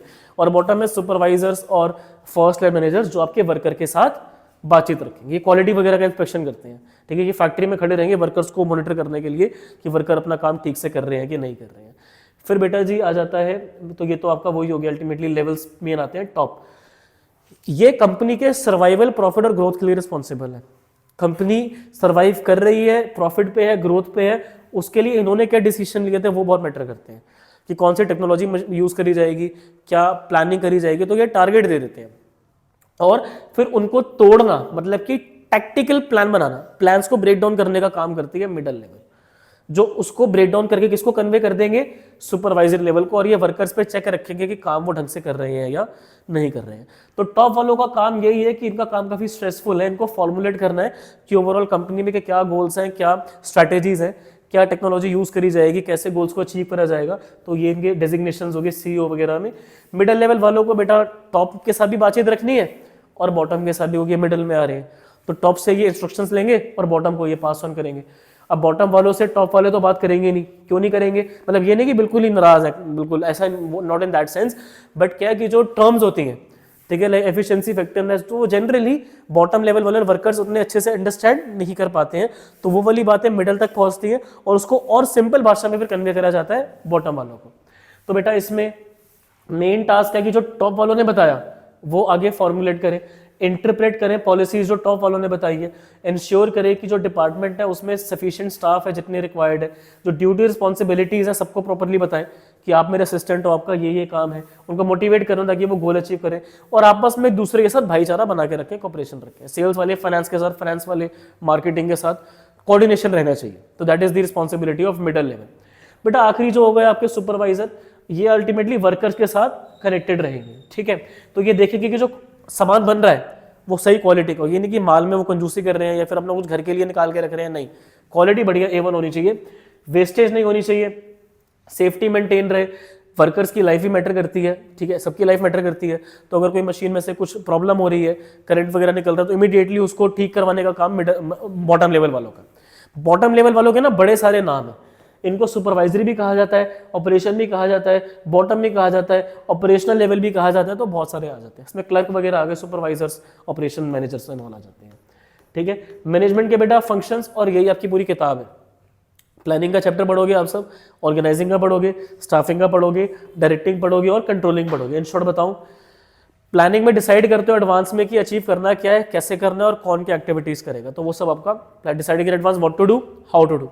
Organising, clarifying duties and responsibilities to achieve different activities in the organization and clearing the authority responsibility relationship। भाई काम होना क्या क्या, एक्टिविटीज क्या क्या होनी है, और सिमिलर एक्टिविटीज को ग्रुप करके आप बनाने लो डिपार्टमेंट्स, और डिपार्टमेंट्स में आप डेजिग्नेशन क्लियर रखते हो कौन सुपीरियर होगा, कौन सबऑर्डिनेट होगा। तो ये जो जॉब रोल्स है, रिलेशनशिप्स हैं, ये सब ऑर्गेनाइजिंग में जो चार्ट बन जाते हैं कि ये टॉप पे है, ये मिडल पे, तो ये सब काम ऑर्गेनाइजिंग स्टेज पे करा जाता है। पहले आइडेंटिफाई करा जाएगा कि काम एक्टिविटीज होनी क्या क्या है, वो सब कहाँ से हो रहा है, प्लानिंग से आ रहा है कि भाई प्लान करें ये करना है चीज। अब वो करने के लिए एक्टिविटीज क्या क्या होंगी, कौन कौन से सेम एक्टिविटीज एक डिपार्टमेंट में जाएंगी, और अल्टीमेटली कौन किसको ऑर्डर देगा, कौन किससे ऑर्डर लेगा, तो ये रिलेशनशिप क्लियर सब कहाँ करे जाते हैं, ऑर्गेनाइजिंग में। स्टाफिंग, काम करने के लिए आपके पास स्टाफ अवेलेबल है भी या नहीं है, कम पढ़ रहे हैं लोग तो फिर रिक्रूटमेंट करो, न्यूज़पेपर में ऐड दो, या depends upon the type of job जिसकी वैकेंसी है, आप वैकेंसी को फिल करो एट द अर्ली। स्पेशलिस्ट लोग हमें चाहिए, कॉम्पिटेंट लोग चाहिए जो हमारे कॉम्पिटिटर्स के साथ मैच कर पाए, तो वो आपका स्टाफिंग हो गया। फिर स्टाफ आ गया, उनको मोटिवेट करो, उनको लीड करो, उनको डायरेक्शन दो, उनके साथ कम्युनिकेशन करो ताकि वो मोटिवेटेड रहे, उनका मोरल डाउन ना हो। तो उनको डायरेक्शन आपने दे दी कि ऐसे ऐसे काम करना है। फिर बेटा जी कंट्रोल आपको लास्ट में करना है, ये टाइम टू टाइम भी करना है, हर दिन कंट्रोल होगा, और जब टाइम कंप्लीट हो गया कि 1 महीने में हमें प्रोडक्शन को बढ़ाना था, तो फिर चेक करो कि प्रोडक्शन बढ़ी या नहीं बढ़ी। आपने जो परफॉर्मेंस को सेट करा था, आप अपनी एक्चुअल परफॉर्मेंस को कंपेयर करो अपनी स्टैंडर्ड के साथ कि आपने स्टैंडर्ड क्या रखा था। जो डेविएशन आ रही है उसके ऊपर आप एक्शन लो, करेक्टिव एक्शन। अब ये सब वो डिटेल में हमारा आने वाले चैप्टर में आएगा, तो मैं इसलिए इसको फास्ट करवा रहा हूँ, मैं वो डिटेल में नहीं जा रहा हूँ, क्योंकि ये चैप्टर है, इन सबके फीचर्स, इंपॉर्टेंस वगैरह सब कुछ आएगा। तो planning, deciding in advance what to do, how to do, organising, identifying activities, making similar activities in common department, फिर आपको असाइन करनी है ड्यूटीज एंड क्रिएट करना अथॉरिटी रिस्पॉन्सिबिलिटी रिलेशन। फिर बेटा जी आपका इसके अंदर आ जाता है स्टाफ, जिसमें आपको रिक्रूटमेंट करनी है वैकेंसीज के लिए, फिर आपको सिलेक्शन करना है, उनका कंपनसेशन डिसाइड करना, उनका प्रमोशन क्राइटेरिया, वो सब स्टाफिंग में आता है। डायरेक्शन देनी है उनको, अल्टीमेटली मोटिवेट करो उनको, आप लीड करो, उनके साथ कम्युनिकेट करो, this will all happen in the stage of directing. फिर कंट्रोल करो, जो आपने परफॉर्मेंस सेट करी थी, आपकी जो एक्चुअल है वो उसके कितने पास है, डेविएशन को अगली बार करेक्ट करो ताकि अगली बार मिस्टेक्स कम से कम हो। फिर coordination, and the good news is that this is the very last topic of the chapter, that is coordination. फिर थोड़े बहुत question and I will free all of you. So coordination क्या होता है? सिंक्रोनाइजेशन ऑफ द एक्टिविटीज, मिलकर चलो। आप dance performance देख रहे हो, अगर एक बंदे का राइट हैंड एक बंदे का लेफ्ट हैंड, तो क्या मिसिंग है? कोऑर्डिनेशन मिसिंग है। सेल्स वाला बोल रहा है कि मुझे तो भैया सेल्स बढ़ानी है, तो मुझे प्रोडक्ट ऐसा डिजाइन करके दे जिसमें हम मार्केट में अलग से स्टैंड आउट करें। प्रोडक्शन वाला बोल रहा है आपके लिए बोलना आसान है, मेरे लिए करना मुश्किल है, तो क्या मिसिंग है दोनों में? कोऑर्डिनेशन। कोऑर्डिनेशन एक डेलिबरेट एफर्ट है। डेलिबरेट मतलब कॉन्शियस, मतलब कि सोच समझ के करा जाने वाला एक एक्शन है जो मैनेजर को स्टेप लेना है। अब वो कैसे अपनी टीम को आपस में एक दूसरे के साथ कोऑर्डिनेट करवाएगा, वो उसकी स्किल पे डिपेंड करता है। तो इवन अगर वो एक दूसरे के साथ कोऑपरेट करने के लिए तैयार है, मैंने क्या वर्ड बोला? कोऑपरेट, तो कोऑर्डिनेशन से उनको क्या मिल जाएगी? डायरेक्शन। कोऑर्डिनेशन एक सिस्टमैटिक तरीका है जिससे आप एक रास्ता बताते हो कि भाई तुम ये करो, तुम ये करो, तुम ये करो, तो लड़ाई खत्म। और अगर कुछ आपस में बात हो तो म्यूचुअल अग्रीमेंट से किसी सोल्यूशन पर आओ, रेदर देन केओस। आपको एक दूसरे के साथ कम्युनिकेट करना है ताकि आप कॉमन ग्राउंड्स पर, दैट इज कोऑर्डिनेशन। स्कूल में जब टाइम टेबल बनता है तो क्या प्रिंसिपल लाके उनको पकड़ा देती है टीचरों को, या वो बैठते हैं आपस में कोऑर्डिनेशन करते हैं? हम यहाँ टाइम डिसाइड करने से पहले क्या करते हैं? कोऑर्डिनेशन। तो कोऑर्डिनेशन के बिना गुजारा नहीं है। कोऑर्डिनेशन से ही आप एक कॉमन कंक्लूजन पे आ सकते हो जिससे सब लोगों का भला हो। तो कोऑर्डिनेशन है क्या? कोऑर्डिनेशन एक सिंक्रोनाइजेशन है डिफरेंट डिपार्टमेंट्स की, है ना, कॉमन डायरेक्शन। डायरेक्शन सबको एक रखनी है और उसके लिए उनको मिलकर एक दूसरे का हाथ पकड़ के ही चलना पड़ेगा ताकि उनका एफर्ट यूनाइटेड रहे।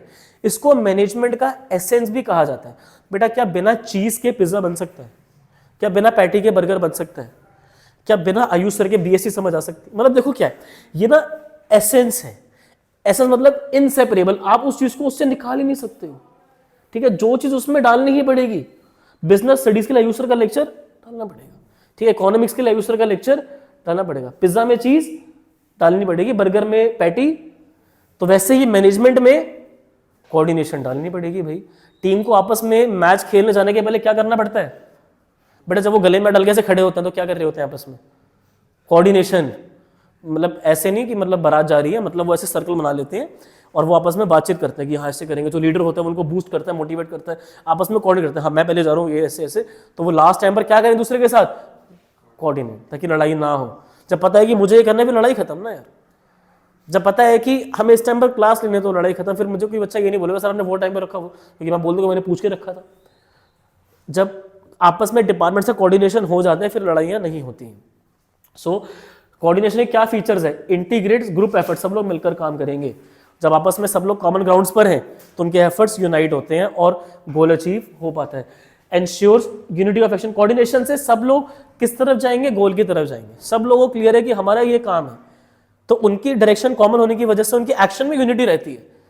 सेल वाला हो, प्रोडक्शन वाला हो, फाइनेंस वाला हो, वो कंपनी के लिए फिर काम करेंगे rather than their own department. उनको पता है कि कॉमन इंटरेस्ट क्या है, but they will only be cleared with that when they are cleared with their rules and they have coordinated with other departments. And then coordination is a continuous process. बेटा ऐसा नहीं coordination आपको एक बार करना है। Time table school का हर साल बनता है, हर साल टीचरों को बैठना पड़ेगा कि मेरा ये टाइम, आपका ये टाइम, तो वो कोऑर्डिनेशन करना उनके लिए जरूरी है। काफ़ी बार क्या होता है, मार्केटिंग वालों को खर्चा करना है पर इतना फाइनेंस डिपार्टमेंट के पास फाइनेंस नहीं है, तो इस महीने उन्होंने बैठ के बातचीत करी और अब एक अमाउंट पर है। अगले महीने हो सकता है उनके पास फाइनेंस ज़्यादा है तो वो उनको ऑफर कर रहे हैं कि अगर आप इस महीने कंपनसेट करना चाहो तो we can offer you that. तो ये क्या हो रहा है आपस में? कोऑर्डिनेट करना है। तो ये बार बार होता रहेगा, ये नहीं कि एक महीना हुआ अगले महीने तीसरे महीने keep on going. Coordination is all pervasive, weather a business और अ नॉन बिजनेस, एवरीवेयर। उससे थोड़ा बेटर जो ये एनसीईआरटी ऑथर ने परवेसिव में एक्सप्लेन करा है ना, वो मैं थोड़ा उस पर फोकस करना चाहूंगा। उन्होंने बोला है कि ना टॉप वालों को मिडल वालों से करना है, फिर मिडल वालों को टॉप वालों से भी और बॉटम से भी, और लोअर वालों को मिडल और वर्कर के साथ कोऑर्डिनेट। तो ये परवेसिव है, मतलब एक लेवल ऊपर एक लेवल नीचे की तरफ कोऑर्डिनेशन करना पड़ेगा। टॉप वाले तो मिडल से ही करेंगे और वर्कर्स अपने सुपरवाइजर्स वगैरह जो बॉटम लेवल मैनेजर उनके साथ करेंगे। सो दैट इज परवेसिव, मतलब पूरी ऑर्गेनाइजेशन में ऊपर नीचे कोऑर्डिनेशन होता रहेगा। अब इससे मैंने फोकस क्यों करा अभी बताता हूं। मैंने इस पर फोकस इसलिए करा क्योंकि एक अगला फीचर ये रिस्पॉन्सिबिलिटी ऑफ ऑल मैनेजर। तो पता है बच्चा क्या सोच लेता है, सर मैनेजर मतलब टॉप पे भी मिडिल भी, तो टॉप वाला मिडिल से नहीं बेटा, अगर ऐसा लिखा है तो वो परवेसिव है। तो सर ये क्या रिस्पॉन्सिबिलिटी ऑफ ऑल मैनेजर, बेटा ये है कि सेल्स वाले को भी करना है, प्रोडक्शन वाले को भी। तो मतलब ये ना मतलब सेम लेवल पे बात कर रहे हैं। जो रिस्पॉन्सिबिलिटी ऑफ मैनेजर वाला आपका ये फीचर एनसीईआरटी वालों ने इसको बोले at one department has to coordinate with other department. मतलब एक लेवल पे मिडल वालों पे जितने भी डिपार्टमेंट्स होंगे सबको आपस में दूसरे के साथ भाईचारा बना के रखना है, टॉप वालों को आपस में और बॉटम वालों को आपस में। तो जब आपस की बात हो रही है तो सब मैनेजर की रिस्पॉन्सिबिलिटी है कि वो कोऑर्डिनेशन रखें। सेल्स वाले अपने डिपार्टमेंट में इंश्योर करें, प्रोडक्शन वाले अपने डिपार्टमेंट में, और आपस में भी सेल्स और production. That is responsibility of all manager. But अगर आपको बोला जा रहा है कि मिडल वालों को कोऑर्डिनेट करना पड़ रहा है टॉप से और बॉटम से, तो बेटा फिर वो जो बच्चा कर आ जाएगा ये वाला, तो वो गलत हो जाएगा। तो उसमें आपको बोलना है परवेसिव। तो everywhere pervasive, same level responsibility of manager. तो ध्यान रखना, इसमें कंफ्यूज मत होना। डेलिब्रेट मतलब सोच समझ के करा जाने वाला फंक्शन होता है coordination. Coordination is not a random activity, ये सोच समझ के करा जाता है। तो लोग अगर कोऑपरेट करने के लिए तैयार भी है तो कोऑर्डिनेशन से उन लोगों को समझ में आ जाएगा कि किस तरीके से एक दूसरे के साथ हमें कोऑपरेट करना है। जब मैनेजर बता देगा कि तुम्हें ये काम करना है, तुम्हें ये, तो आपस में लड़ाई होगी नहीं और जिसको जो काम दिया जाएगा वो वही करेगी। So that is deliberate function. तो आखिरी टॉपिक इंपॉर्टेंस, 3 ही है, बहुत छोटी छोटी, बस खत्म होती है, फिर क्वेश्चन शुरू करवा रहा हूं फटाफट से। अब जब इतना कुछ होगा, कोऑर्डिनेशन, आपस में बैठेंगे, कॉमन ग्राउंड्स पे आएंगे, म्यूचुअल अग्रीमेंट करेंगे, सिंक्रोनाइज तरीके से एक ही डायरेक्शन में काम करेंगे। अच्छा, करवाने से पहले एक शॉर्ट फॉर्म जरा बता दूं, आप लोगों को ना याद नहीं रहेंगे वरना फीचर्स। बेटा इसकी शॉर्ट फॉर्म याद कर लो कोऑर्डिनेशन की, IP curd, integrated group effort, pervasive, continuous, unity रहेगी उन लोगों के एक्शन के अंदर, responsibility of all manager and deliberate function. मेरे साथ साथ याद करो, इंटीग्रेट्स ग्रुप एफर्ट, ठीक है, परवेसिव रहेगा, कॉन्टिन्यूअस रहेगा, यूनिटी रहेगी उन लोगों के एक्शन में ताकि कॉमन डायरेक्शन पे वो लोग काम करें, फिर बेटा responsibility of all the managers and deliberate function. ठीक है, तो ये चाहो तो नोट डाउन कर लेना, आईपी कर्व से अब याद रख लो, या कोई भी और आप बनाना चाहो। ये जो निमोनिक्स है कि मैंने बनाए, अगर आपको कोई चेंज करना है आप लोगों की श्रद्धा, नहीं यूज़ करने आप लोगों की श्रद्धा। कोई बच्चा बोलता है कि सर मुझे निमोनिक्स नहीं, मुझे तो पूरा याद करना, बोलता हूँ भाई कर लो, पूरी किताब है अभी, ये तो एक चैप्टर है। तो मेरी प्रेफरेंस ये रही, मैं भी जब स्टूडेंट था अपने टाइम में तो मैं ऐसे ही याद करता था। तो ये रहता था कि भाई और सब्जेक्ट्स भी, इतना टाइम नहीं है सब कुछ याद करने का, ठीक है। तो मैं एक क्लास स्पेशली निमोनिक्स की भी रख दूंगा लास्ट में, तो ये पूरा चैप्टर हमारा रिवाइज हो जाए एक बार में। कोऑर्डिनेशन की इंपॉर्टेंस खाली 3 है, growth in size, company growth तभी कर पाएगी जब कंपनी में भाईचारा बना रहेगा, ये तो कंपनी चाहे वही रह जाएगी। फिर फंक्शनल डिफरेंशिएशन, बेटा हर फंक्शन अलग है, सेल्स अलग है, मार्केटिंग अलग है। अब कल को अगर मार्केटिंग वाले बोले कि भाई हमें तो डिजिटल मार्केटिंग करनी है, सेल्स वाले बोल रहे हैं तुम्हें तो मार्केटिंग करनी आती नहीं, न्यूज़पेपर में ऐड दो वो ज़्यादा रिस्पॉन्स देगा, तो डिफरेंशिएशन हो रहा है, लड़ाई होगी उनमें। तो इसी रीजन की वजह से उनको आपस में कोऑर्डिनेट कर रहे हैं। मार्केटिंग वाले बोलेंगे कि सर आजकल तो रिस्पॉन्स अच्छा आ रहा है डिजिटल मार्केटिंग का, और बाकी जो हमारे कंपेटिटर्स हैं वो भी डिजिटल मार्केटिंग यूज़ कर रिस्पॉन्स आता है, वी शुड ऑल्सो भी using that's functional difference. Coordination से ये भी चीज़ उनकी सॉल्व हो जाएगी। तो ये ज़रूरी है कंपनी को आगे लेके जाने के लिए, अलग अलग फंक्शंस में कोऑर्डिनेशन बना के रखने के लिए कोऑर्डिनेशन जरूरी है। और स्पेशलाइजेशन, अब आजकल ना क्या है, एक बंदा दूसरे के एडवाइस नहीं लेना चाहता, वो बोलते हैं कि हम एक्सपर्ट हैं, बट जब वो बात करेंगे तो हो सकता है उनको कोई बेटर आंसर ही मिल जाए। तो कोऑर्डिनेशन से स्पेशलाइजेशन का भी बेनिफिट लिया जा सकता है, क्योंकि कभी कभी क्या होता है स्पेशलिस्ट से बेटर सजेशंस उनके जूनियर दे देते हैं या दूसरे डिपार्टमेंट के लोग, तो with coordination they can come to a better conclusion. Chapter खत्म है मेरी तरफ से। Are you all ready for the questions? If you all are ready then we will start, ठीक है। Before I will give you the answer, जो बच्चे online अभी तक हमारे साथ जुड़े हुए हैं ये आप लोगों के लिए एक बोनस है, और जो बच्चे अभी ऑफलाइन हमारे साथ रन करें, आप लोगों को तो बैठना ही पड़ रहा है, तो मेरा सजेशन आप लोगों के लिए ये रहेगा, for every correct answer record a +5, for every wrong answer record a -1। Please open your registers and let's check what your score comes out to be, ठीक है। शॉर्ट आंसर्स तो मैं डिस्कस करवाऊंगा, बट ये वाले जो क्वेश्चंस हैं बस मैं आप लोगों को यहाँ पर ऑनलाइन वाले बच्चे +5 करना करेक्ट आंसर के लिए, और आप लोग भी सेम करोगे। I will give you time to give the answer, फिर मैं आपको करेक्ट आंसर बताऊंगा। आपको सिर्फ इतना करना है, करेक्ट आंसर है +5, रॉन्ग आंसर है -1। एंड जो बच्चे ऑनलाइन देख रहे हैं वो अपना स्कोर जरा कमेंट सेक्शन में लिख देना, और जो आप लोगों मैं तो आप लोगों के रजिस्टर में चेक करूंगा कि क्या स्कोर है, और ऑनेस्ट है ना, ताकि पता लगे हमें चैप्टर कितना समझ में आया।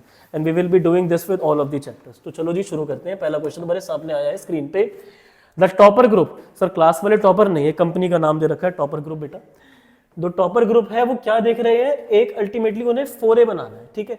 किस में बनाना है, मैन्युफैक्चरिंग ऑफ सेमीकंडक्टर्स। बेटा 4A का मतलब पता है क्या होता है, एक unexpected attack in an enemy place, मतलब एक अनएक्सपेक्टेड जगह पर आपने पहुंच गए और उन लोगों को उस चीज का अंदाज भी नहीं था। तो बेटा यहाँ क्या लड़ाई करने जा रही है कंपनी, बेटा ये कुछ ऐसा करने वाली है जो इनके कॉम्पिटिटर्स ने नहीं सोचा था। तो ये क्या बनाने जा रहे हैं, सेमी कंडक्टर्स ये बनाने जा रहे हैं, ठीक है, ताकि वो सीज करें। सीज का मतलब कैप्चर करें, मतलब कि उस अपॉर्चुनिटी को ग्रैब करें, the business opportunity and add its prospects in long run. मतलब लंबे टाइम के लिए वो सोच रहे हैं कि आजकल इसका स्कोप है, तो एक ऐसे बिजनेस में घुसो जिसमें हमारे कॉम्पिटिटर्स को अंदाजा तक ना हो कि हम ये काम भी कर सकते। उन्होंने अपॉर्चुनिटी देखी और घुस गए इस बिजनेस में। अच्छा सर, तो अभी तक तो मुझे लगता है कि हमारे लिए इसमें कुछ इतना इंपॉर्टेंट था नहीं जो इस चैप्टर से इतना रिलेटेड हो। आगे बढ़ लेते हैं। The company has already pivoted into a number of new projects. तो ऑलरेडी कंपनी काफी अच्छा कर चुकी है, किस किस में, इलेक्ट्रॉनिक्स में, 5G में, इन सब चीजों में, और अब वो किस में घुस रहे हैं, सेमीकंडक्टर्स में भी घुस रहे हैं वो। तो आप लोगों के हिसाब से कौन सा इकोनॉमिक ऑब्जेक्टिव, बेटा इकोनॉमिक एंड ऑर्गेनाइजेशन ऑब्जेक्टिव्स एक ही बात होती है, इकोनॉमिक ऑर्गेनाइजेशन वो पूरा करना चाहते हैं। आपके ऑप्शंस हैं survival, growth, profit, efficiency. 5 seconds I am giving it to you, just write your score, I will tell you the answer, and if you are getting it correct just write down +5, and if you are getting it wrong record -1 for that, and if you are not writing anything record a 0, ठीक है। +5 for correct, -1 for wrong and 0 for not attempting it, ठीक है। सो बेटा इसमें तो वो growth पे जा रहे हैं। सो आई एक्सपेक्ट ये वाला सबका ही सही हुआ होगा बेटा। ऑलरेडी वो एक 3-4 चीजें कर रहे हैं, अब वो एक चीज में और एंटर हो गए हैं। तो बेटा सर्वाइव तो उनका चल ही रहा है बहुत बढ़िया, तभी इतना कुछ कर पा रहे हैं। और बेटा प्रॉफिट हो रहा होगा तभी एक से ज्यादा चीज हो रही है। और बेटा एफिशिएंसी तो कोई ऑब्जेक्टिव होता ही नहीं है, तो इसमें क्रिस्टल क्लियर आंसर ग्रोथ। चलो आगे, नेक्स्ट क्वेश्चन।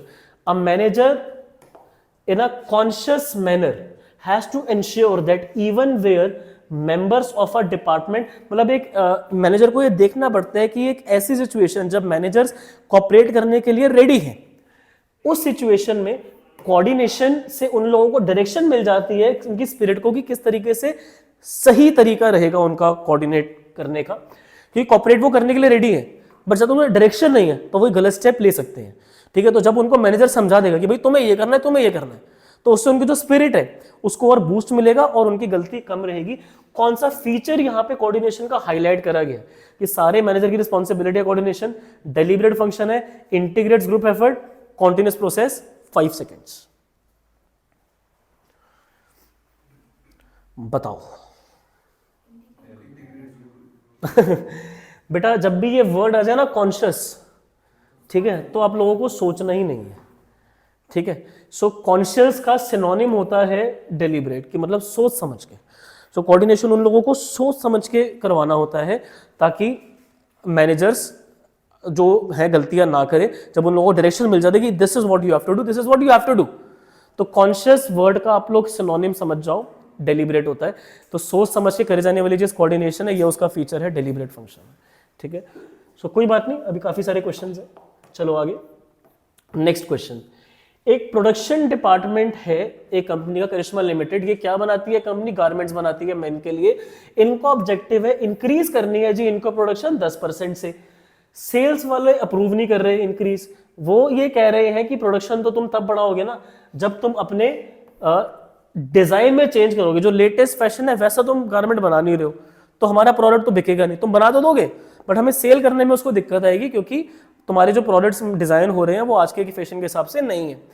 ऐसे कॉन्फ्लिक्ट से क्या होता है कि कुछ हमें नजर आ रहा है। These kinds of conflicts bring light of the following importance of force that can help to accomplish the linking of activities. तो इनमें से कौन सी इंपॉर्टेंस है एक टॉपिक की जो हमें बताती है जिससे उनको गोल अचीव करने में आसानी हो सकती है। तो एक टॉपिक यहां पर है जिसके बारे में आपको भी 10 सेकंड के बाद बताऊंगा, जिसकी इंपॉर्टेंस एक पर्टिकुलर है जो हमें ये रियलाइज करवाती है कि कंपनी में वो लगाना जरूरी है जिससे आपके गोल एफिशिएंटली अचीव हो पाएंगे। तो क्या वो ग्रोथ इन साइज है, क्या वो फंक्शनल डिफरेंशिएशन है, क्या वो स्पेशलाइजेशन है, एफिशिएंसी है। 5 सेकंड्स नाउ।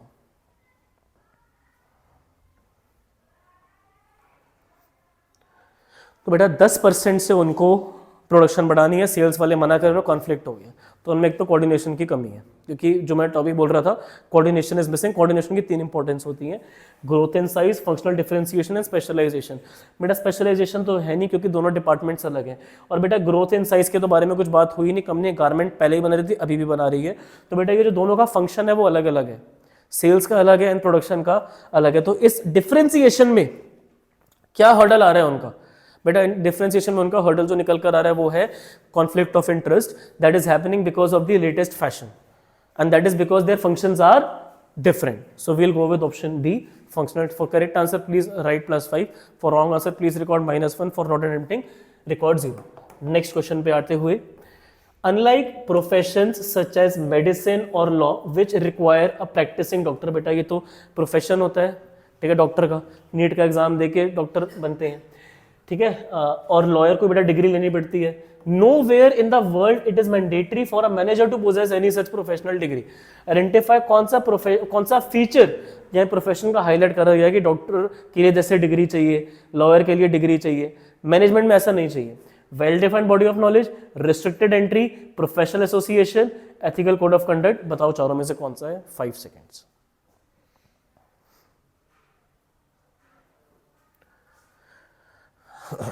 तो बेटा मुझे लग रहा है जो मैंने ऑफलाइन अभी शक्लें देखी आप लोगों ने अटेम्प्ट नहीं करा, तो please record 0 for those who have not attempted it. See for these professions you will have to clear the entrance exam, ठीक है, क्लैट देना पड़ेगा वहां जाने के लिए, यहाँ नीट देना पड़ेगा जाने के लिए, बट मैनेजमेंट में ऐसा कुछ नहीं देना। तो कंफ्यूजन ना हो, तो answer is restricted entry. So entry management में रिस्ट्रिक्टेड नहीं है। Well different body of knowledge तो है, ठीक है, और वैसा कुछ यहाँ बात करी भी नहीं गई थ्योरी के बारे में, और एसोसिएशन के बारे में भी यहाँ लिखा नहीं गया कि मैनेजमेंट की मतलब लॉयर्स की कौन सी होती है और डॉक्टर्स की कौन सी होती है। एसोसिएशन का नाम कहीं पर भी नहीं दे रखा। एथिक्स के बारे में तो कहीं दूर दूर तक बात करी ही नहीं गई, तो ये ऑप्शन तो हमारा वैसे ही एलिमिनेटेड है, और ये ऑप्शन भी हमारा एलिमिनेटेड है। एसोसिएशन में कहीं पर मेंशन नहीं है।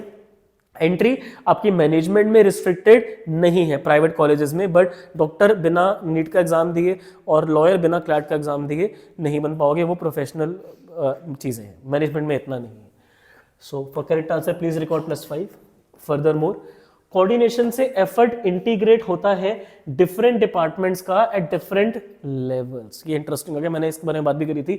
कोऑर्डिनेशन से different departments at different level आ गया, ठीक है। तो कौन सा फीचर यहाँ पे कोऑर्डिनेशन का आ रहा है? 5 सेकंड। दो में कंफ्यूजन हो रही होगी आप लोगों को, समझ रहा हूँ मैं। नहीं हो रही? शाबाश, नहीं हो रही तो बहुत अच्छी बात है, ठीक है। सो बेटा डिफरेंट लेवल वाली बात आ गई ना, शाबाश, मैं यही सुनना चाह रहा था। ऑफलाइन स्टूडेंट्स तो ध्यान से सुन रहे हो। परवेसिव, अगर बेटा यहां पर बात करी जा रही है डिफरेंट डिपार्टमेंट्स रिस्पॉन्सिबिलिटी, तो डिपार्टमेंट्स हो गए तो वो मिडिल लेवल की बात हो रही है, तो हम बोलते रिस्पॉन्सिबिलिटी ऑफ, बट यहां पर लेवल आ गए तो all applicable in all parts of the organization, तो it will be pervasive. Very good. Moving further, एक कंपनी है जो क्या अचीव करना चाहती है? ऑब्जेक्टिव इफेक्टिवली भी और एफिशिएंटली भी। ये अर्न इतना ज्यादा कर रहे हैं कि इनकी जो कॉस्ट है वो तो निकल पा रही है, और जो रिस्क है बिजनेस का वो भी ओवरकम हो रहा है। Now the company wants to increase the sales volume, the capital. तो वो कौन सा ऑब्जेक्टिव यहाँ पे मैनेजमेंट का पूरा करना चाह रहे हैं? सर्वाइवल, प्रॉफिट, पर्सनल या फिर growth? 5 seconds. All right, now see company already बेटा यहां पर देखो कॉस्ट कवर कर रही है, तो वो सर्वाइव तो कर रहे हैं, और ऑलरेडी कंपनी के रिस्क मतलब प्रॉफिट भी उनका हो रहा है। अब आगे कंपनी चाह रही है कि वो सेल्स भी बढ़ाए, वो कैपिटल भी और एम्प्लॉयज भी और डालें, तो बेटा बिना सोचे समझे सीधा सीधा crystal clear answer growth, direct question, ठीक है।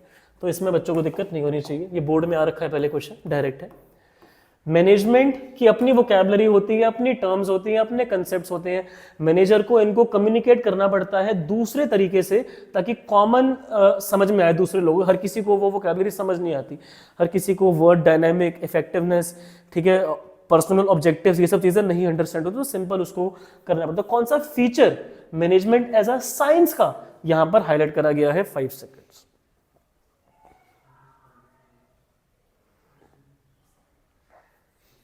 ऑल राइट बेटा, प्रिंसिपल्स की तो कोई बात है ही नहीं, ठीक है, प्रिंसिपल्स तो है नहीं।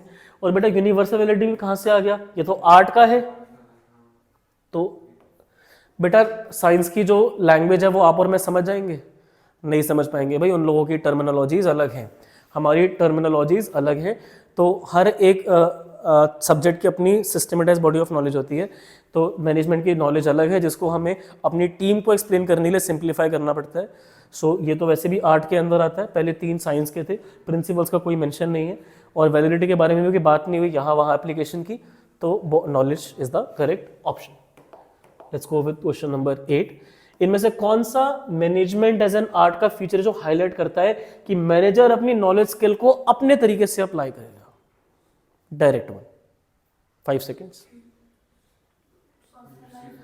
हाँ, सब लोग चिल्ला चिल्ला के बोल रहे हैं सर, पर्सनलाइज्ड एप्लीकेशन, अपने तरीके से हर एक मैनेजर अपनी आर्ट को एक्सप्रेस करता है। तो we will go with personalised application. शाबाश, चलो आगे।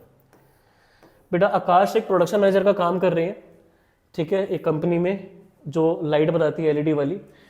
फेस्टिवल का टाइम चल रहा है, डिमांड ज़्यादा आई, उनको काम दिया गया है कि 100 यूनिट बनानी है और एक की कॉस्ट कितनी निकल कर आनी चाहिए? खाली 200। तो बेटा उनका जो टारगेट है उसको हम यहाँ लिख देते हैं, मैं आपको काम सिंप्लीफाई कर रहा हूँ। उनको दिया गया है यूनिट्स और कॉस्ट। यूनिट्स बेटा कितनी बनानी है? 100, और कॉस्ट कितनी आनी चाहिए? 200। टाइम उनको कितना दिया गया है? 5 डेज, ठीक है। और उनकी अचीवमेंट कितनी हुई है, ठीक है, तो एक्चुअल उन्होंने जो अचीव कर लिया वो भी लिख देते हैं। Akash was able to achieve the target of 100 units, 100 तो उन्होंने कर लिया विद इन 5 डेज, 5 दिन में भी हो गया। बट एक को बनाने की कॉस्ट उनकी लगी है कितनी? 220। तो क्या वो एफिशिएंट है, क्या वो इफेक्टिव है, क्या वो दोनों है, क्या वो कुछ भी नहीं है? 5 सेकेंड्स। चिल्लाओ मत, जो बच्चे बेटे देखो ऑनलाइन आंसर कर रहे हैं ना, फिर उन लोगों को कंफ्यूजन होगी। So it's I really appreciate if you know the answer, just write down +5 but try to outspoke the answer and just record +5 and remain silent and the answer is totally right कि काम पूरा हो गया है, but क्योंकि cost ज्यादा है, units बन गई हैं, अच्छी बात है, इफेक्टिव हो, टाइम जितना चाहिए था उतना लगा, तो task has been completed on time. But the problem is resources ज्यादा लग गए, 20 रुपए एक की बल्ब की कॉस्ट जो है वो ज्यादा आ गई, लाइट की जो भी बनाना था। So we are not efficient in this case, we are effective, ठीक है, ओनली इफेक्टिव। चलो आगे। मैनेजमेंट से आप अच्छी क्वालिटी के प्रोडक्ट्स दे पाते हो, सर्विस दे पाते हो, एम्प्लॉयमेंट जनरेट करते हो, नई टेक्नोलॉजी लेकर आते हो। कौन सा फीचर या इंपॉर्टेंस क्या पूछिए? इंपॉर्टेंस, वही फीचर नहीं है, ये इंपॉर्टेंस हाईलाइट हो रही है। तो कौन सी है? Achieving group goals, dynamic development of society, personal objectives. 5 second.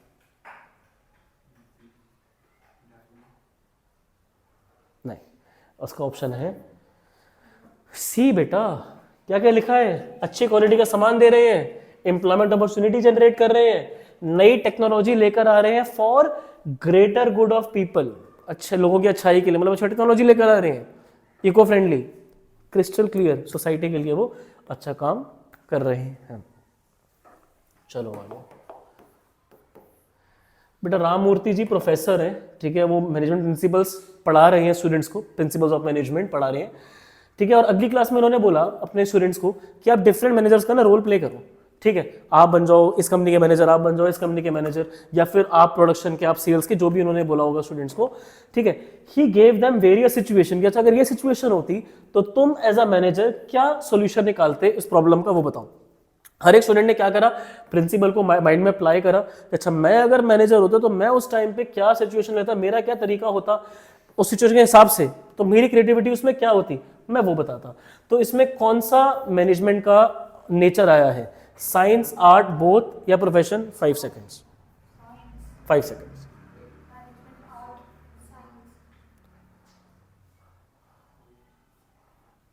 बेटा सी, यहाँ पर वो बहुत टाइम से एक चीज के बारे में बात कर रहे हैं जो मैं यहाँ पर आप लोगों को बताना चाहूंगा, और जो है ये चीज, बेटा principles are there in as well as art. मतलब आर्ट मैंने क्यों बोला, आर्ट मैंने इसलिए बोला क्योंकि मुझे यहाँ पर क्या दिख गया था, पर्सनलाइज मैनर। अब वहां से हमें समझ में आ रहा है साइंस और यहाँ से हमें समझ में आ रहा है आर्ट, तो विल गो विद बोथ, क्योंकि ऊपर जो उन्होंने बात करी वो उन्होंने बात करी थी साइंस के प्रिंसिपल्स वहां पर भी होते हैं, अब डिपेंडिंग अपॉन द क्रिएटिविटी के हिसाब से वो लगा रहे हैं, तो वो आर्ट एंड साइंस के प्रिंसिपल्स होते हैं ना, साइंस में भी तो होते हैं, और अल्टीमेटली उनको अपने तरीके से अप्लाई करना is an art. So will go with management is an art and science both. चलो आगे, हितेश बेटा सीईओ है। अच्छा ये 3 मार्क क्वेश्चन है, इसमें आपको ऑप्शन नहीं दिए गए हैं। किड्स गारमेंट्स के due to festival season Hitesh को एडिशनल ऑर्डर आया है 10,000 गारमेंट्स का। तो इसमें भी ना वैसे हम एक टेबल बना लेते हैं, उससे आसान हो गया था करना। तो यहाँ पर जितनी यूनिट्स उन्हें बनानी है और कितनी उसकी कॉस्ट लगनी चाहिए और उनका टारगेट क्या है और उन्होंने एक्चुअल कितना प्रोड्यूस करा, ठीक है। टारगेट कितना है जी जरा बताएंगे। 10,000 का उनको ऑर्डर मिला है और कितना उनको टाइम मिला है जी, टाइम उनको मिला है 2 डेज का। अच्छा कॉस्ट कितनी लगनी चाहिए गारमेंट में, कॉस्ट ऐसा इसमें लिखा नहीं है तो छोड़ दो कोई बात नहीं। सो 2 डेज का टाइम था। Due to his goodwill in the market, वो मना नहीं करना चाहते थे, लूज नहीं करना चाहते, तो उन्होंने कहा ठीक है मैं कर दूंगा, जैसे भी डबल शिफ्ट लगाऊंगा पर मैं करूंगा। और सम हाउ उन्होंने टारगेट को अचीव भी कर लिया और 2 दिन के अंदर ही कर दिया। तो 2 डेज भी हो गए और 10,000 यूनिट्स भी बन गई। कॉस्ट के बारे में हमें कुछ भी इंफॉर्मेशन अभी तक गिवन नहीं है, but the due to double shift the cost of production was higher than expected. तो हमें इतना पता है कि पीछे के मुकाबले अब की बार कॉस्ट ज्यादा लग गई है। Identify and give the meaning of the 2 concepts identified in the above. तो concepts effectiveness and so the manager is only effective but not efficient because the cost went up. The amount of cost is not given to us, no worries. The target has been completed on time, so we will say the Hitesh is actually effective because he completed a task but not efficient because the cost went up. Explain कर लेना। 3 number का question है, 1 number define का मिल जाएगा, ठीक है, और फिर आपको 1 नंबर मिल जाएगा एक्सप्लेन करने के लिए कि क्या है। यस सौमिक, नहीं मैनेजमेंट क्यों करोगे, कंसेप्ट पूछा ना मैनेजमेंट का, only effectiveness and efficiency to be written. Next बेटा क्वेश्चन ये पूछा गया है, प्रवीण और नवीन दो अच्छे दोस्त हैं, प्रवीण बन गया है professional after completing is MBBS, तो अच्छी बात है नहीं है, तो वो डॉक्टर बन गया एक तरीके से, फ्रॉम हिंदू मेडिकल कॉलेज से पास आउट। नवीन ने एमबीए करा आईआईएम से और वो भी बेटा मैनेजर बन गया, तो दोनों ही क्या है अपने में professional. In a discussion with Praveen, Naveen said कि he too has a professional and working with a MNC as a senior manager getting a good package. Praveen was not convinced about the fact that Naveen was a professional in spite of being aware that nowadays there is increasing emphasis on managed business concern. Praveen gave 3 reasons support of opinion. Praveen कहना मैं तो professional हूँ, तो उसने क्या reason दिए होंगे बेटा, कोई भी उठा लो ना। मैंने आपको क्या बात बोली थी कि एक बंदा जो इतनी मेहनत करके मैनेजमेंट करके आ रहा है उस बंदे को हमें प्रोफेशनल मैनेजर बोलेंगे। हम उसको बोलेंगे नवीन जी को कि हम मैं प्रोफेशनल मैनेजर इसलिए हूं क्योंकि मैंने ultimately well defined body of knowledge ली, मैं अल्टीमेटली रिस्ट्रिक्टेड एंट्री मैंने कैट का एग्जाम दिया होगा तभी मैं वहां से क्लियर करके मैनेजर बना हूं, ठीक है, और अल्टीमेटली मेरा मोटिव सर्विस का है या फिर मैं एथिकल तरीके से मैनेजमेंट करता हूं, ठीक है, या फिर वो बोल सकते हैं कि मैं professional association all India management association के साथ भी अटैच्ड हूँ, जो मैनेजमेंट में नए चेंजेस आते हैं I am aware of those changes. So ये वाला वैसे थोड़ा सा कॉम्प्लिकेट कर देगा। आप बता के आ जाओ वेल डिफाइंड, एक रेस्ट्रिक्टेड एंट्री और एक सर्विस मोटिव या फिर एथिकल, ठीक है। So it will be fine for 3 reasons why he can be at his point. Praveen will say कि नहीं भाई मैं तो प्रोफेशनल हूँ, नवीन जी आप भी हो तो मैं भी हूँ, क्योंकि मैं भी मेहनत से गया हूँ, आप भी मेहनत से गए हो, so we both are professionals. तो सपोर्ट करेंगे जी हम उनके आंसर को। कोई भी प्रोफेशनल से आप 3 जो आप अच्छी एक्सप्लेनेशन दे पाओ बता सकते हो। 3 मार्क्स का ये छोटा सा क्वेश्चन है। एमबीए करने के बाद अमन ने ज्वाइन करी है एक एमएनसी, ठीक है, उसकी जॉब में काफ़ी टाइम लगता है, काफ़ी कमिटमेंट लगती है, उसकी रिस्पॉन्सिबिलिटी है अलग अलग एलिमेंट्स को कोऑर्डिनेट करवाना बिजनेस को, और सोसाइटी में जो चेंजेस आते हैं उसमें भी इसका इम्पैक्ट काफ़ी ज़्यादा जाता है, मतलब इनके डिसीजंस का कि कौन सी टेक्नोलॉजी यूज़ कर रहे हैं and how what they are doing for the society, उनके डिसीजन वहाँ बहुत बेटर करते हैं। The job is complex and stressful, कौन सा लेवल है टॉप, ठीक है, इतनी कमिटमेंट चाहिए, इतना उनको टाइम लग रहा है, इतना स्ट्रेसफुल है, तो ये मिडिल और बॉटम पे नहीं होता, ये खाली बेटा होता है हमारे टॉप लेवल के केस में। शाबाश। 2 functions, strategic planning for the organization, responsible for the survival, growth and profit for the organization, responsible for coordination in the overall organization, ठीक है, and then you can say responsible for the success and failure of organisation. तो mainly जो जो काम top के होते हैं उनमें से कोई भी 2 आप यहाँ पर स्टेट कर सकते हो। क्या फर्क करता है एक सक्सेसफुल मैनेजर में और कम वाले में? सक्सेसफुल वन जो होता है ना उसकी एबिलिटी होती है कि वो प्रिंसिपल्स को प्रैक्टिस में लगा देता है, which aspect of nature of management is being highlighted? Science, art, profession, intangible force. इन्होंने पूछा क्या है? इन्होंने बेटा नेचर पूछा है, फीचर नहीं पूछा। तो नेचर पूछा है तो पहली बात तो ये आपका इंटेंजिबल फोर्स तो बात से बाहर है, क्योंकि उन्होंने नेचर पूछा है, फीचर नहीं पूछा। प्रोफेशन के बारे में तो बेटा दूर दूर तक कोई बात यहाँ पर है नहीं, तो नीचे दो होगी, 50-50 हो गया है साइंस और आर्ट। अब क्योंकि बात वहां पर प्रिंसिपल ही करेगी तो बच्चा बोलेगा कि साइंस है, पर बेटा वो अपने तरीके से लगाता है ना, उसकी क्रिएटिविटी पे डिपेंड करता है how he is applying the principle art. क्योंकि हर एक मैनेजर प्रिंसिपल को लगा नहीं पाता, हर किसी में इतनी कला नहीं होती, हर किसी में इतनी स्किल नहीं होती कि वो प्रिंसिपल को एक्चुअल शेप दे पाए अपनी मैनेजमेंट की प्रैक्टिस में जब वो मैनेजर का काम कर रहा है। तो वो उसकी स्किल पे डिपेंड करता है, उसकी क्रिएटिविटी पे डिपेंड करता है, उसके अपने एक्सपीरियंस पे डिपेंड करता है। That is management as an art. तो प्रिंसिपल वर्ड देके जल्दबाजी में साइंस मत करके आ जाना, क्वेश्चन को जरा समझ लो, उसमें वो बता रहे हैं कि अपने तरीके से वो अप्लाई कर रहा है ना, हर कोई नहीं कर पाएगा, तो वो उसकी अपनी आर्ट है। आगे बात करेंगे बेटा जी। नेक्स्ट क्वेश्चन में पूछा है कौन से लेवल ऑफ मैनेजमेंट रिस्पॉन्सिबल है वेलफेयर सर्वर? अभी बताया था, बताओ। Very good, top level. इतना क्यों सोच रहे हो आप लोग? एक क्वेश्चन के बाद ही अच्छा सॉरी नोट डाउन कर रहे थे अपने स्कोर। अच्छा, मुझे लगा कि आप लोग रजिस्टर में क्यों देखने लगे एकदम से, आप लोग नोट डाउन कर रहे थे। I didn't notice. So top level management is the correct answer कि सर्वाइवल और ग्रोथ के लिए कंपनी का टॉप मैनेजमेंट रिस्पॉन्सिबल होता है। एक कंपनी है जिसने अपॉइंट करा है फॉर्मर कंसल्टिंग एग्जीक्यूटिव दूसरी कंपनी का एज अ वाइस प्रेसिडेंट। उनका काम क्या होगा?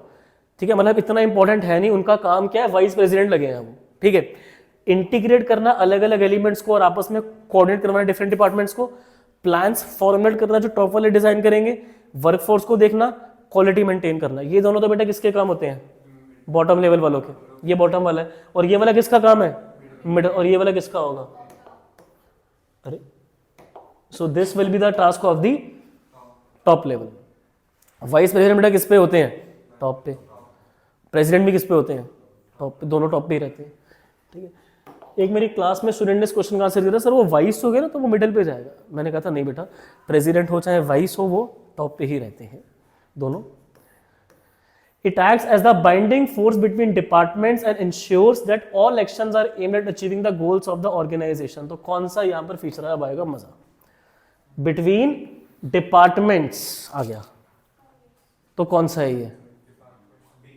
It is the responsibility of all the managers. जिन बच्चों ने सही आंसर दिया शाबाश। ठीक है, जब बात करी जा रही है सेम लेवल, ठीक है, इंट्रा लेवल, तो हम बोलेंगे रिस्पॉन्सिबिलिटी। जब मतलब ultimately inter level, top middle bottom, वो इंटर हो गया। इंट्रा मतलब सेम, ठीक है, और इंटर मतलब डिफरेंट। ठीक है, तो इंट्रा मतलब सेम लेवल पे अगर बात करी जा रही है तो हम बोलेंगे रिस्पॉन्सिबिलिटी, और अगर इंटर लेवल टॉप मिडल वाला तो परवेसिव। शाबाश बेटा जी, be clear with this thing. इनमें से कौन सा मिडल लेवल का फंक्शन नहीं है? बिजनेस एनवायरनमेंट को तो बेटा ये एनालाइज नहीं करते होंगे ना, ये क्यों आ गया? ये काम किसका होता है? टॉप लेवल का। क्या बेटा मिडिल लेवल वाले एनवायरनमेंट को एनालाइज करेंगे, स्ट्रेंथ क्या है, वीकनेस क्या है, ये काम कौन करता है? तो बेटा बात खत्म, क्योंकि नॉट पूछा था, टाइम क्यों आगे वेस्ट करने के, तो टॉप की बात हो गई। ठीक है, ये काम कौन करेगा? Middle level. पॉलिसी को इंटरप्रेट करना जो किसने डिजाइन करा? टॉप। ये मिडिल का काम होता है नहीं होता? होता है।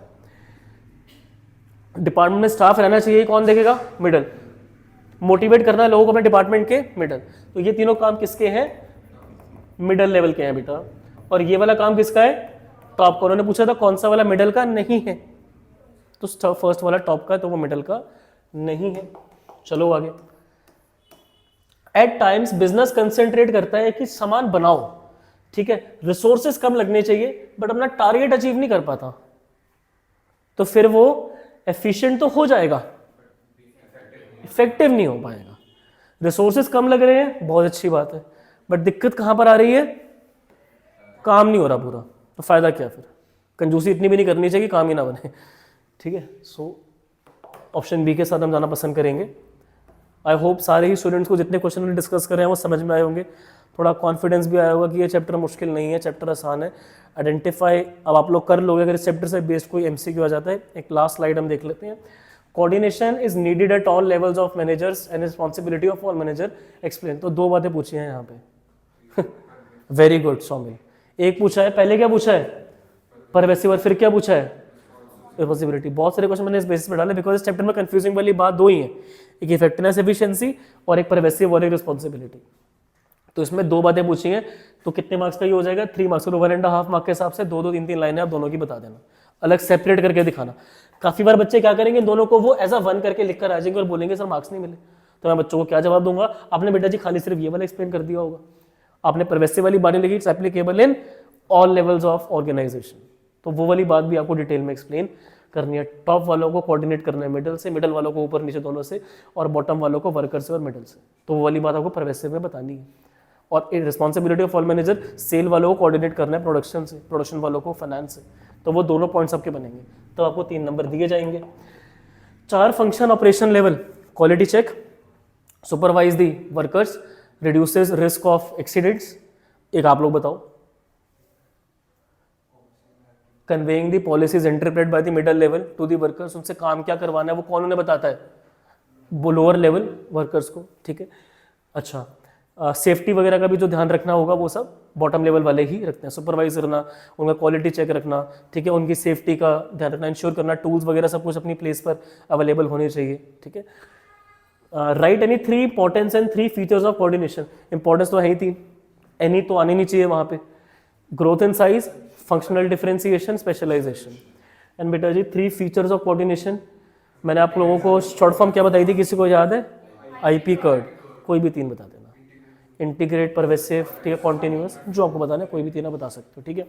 जो बच्चे हमारा ऑनलाइन लेक्चर देख रहे थे, छोटी सी रिक्वेस्ट है आप सबसे, वीडियो को लाइक कर देना अगर पसंद आई, शेयर करना दोस्तों के साथ, और अगर ऐसे ही वीडियोस और चाहिए सब्सक्राइब कर लेना, दैट्स इट। स्कोर अपना कमेंट सेक्शन में डाल देना, और ये PDF के लिए टेलीग्राम पे चले जाना, आपको सारी बिजनेस स्टडीज की PDF ऐसी मिल जाएंगे along with the question. Thank you so much for watching, have a great day.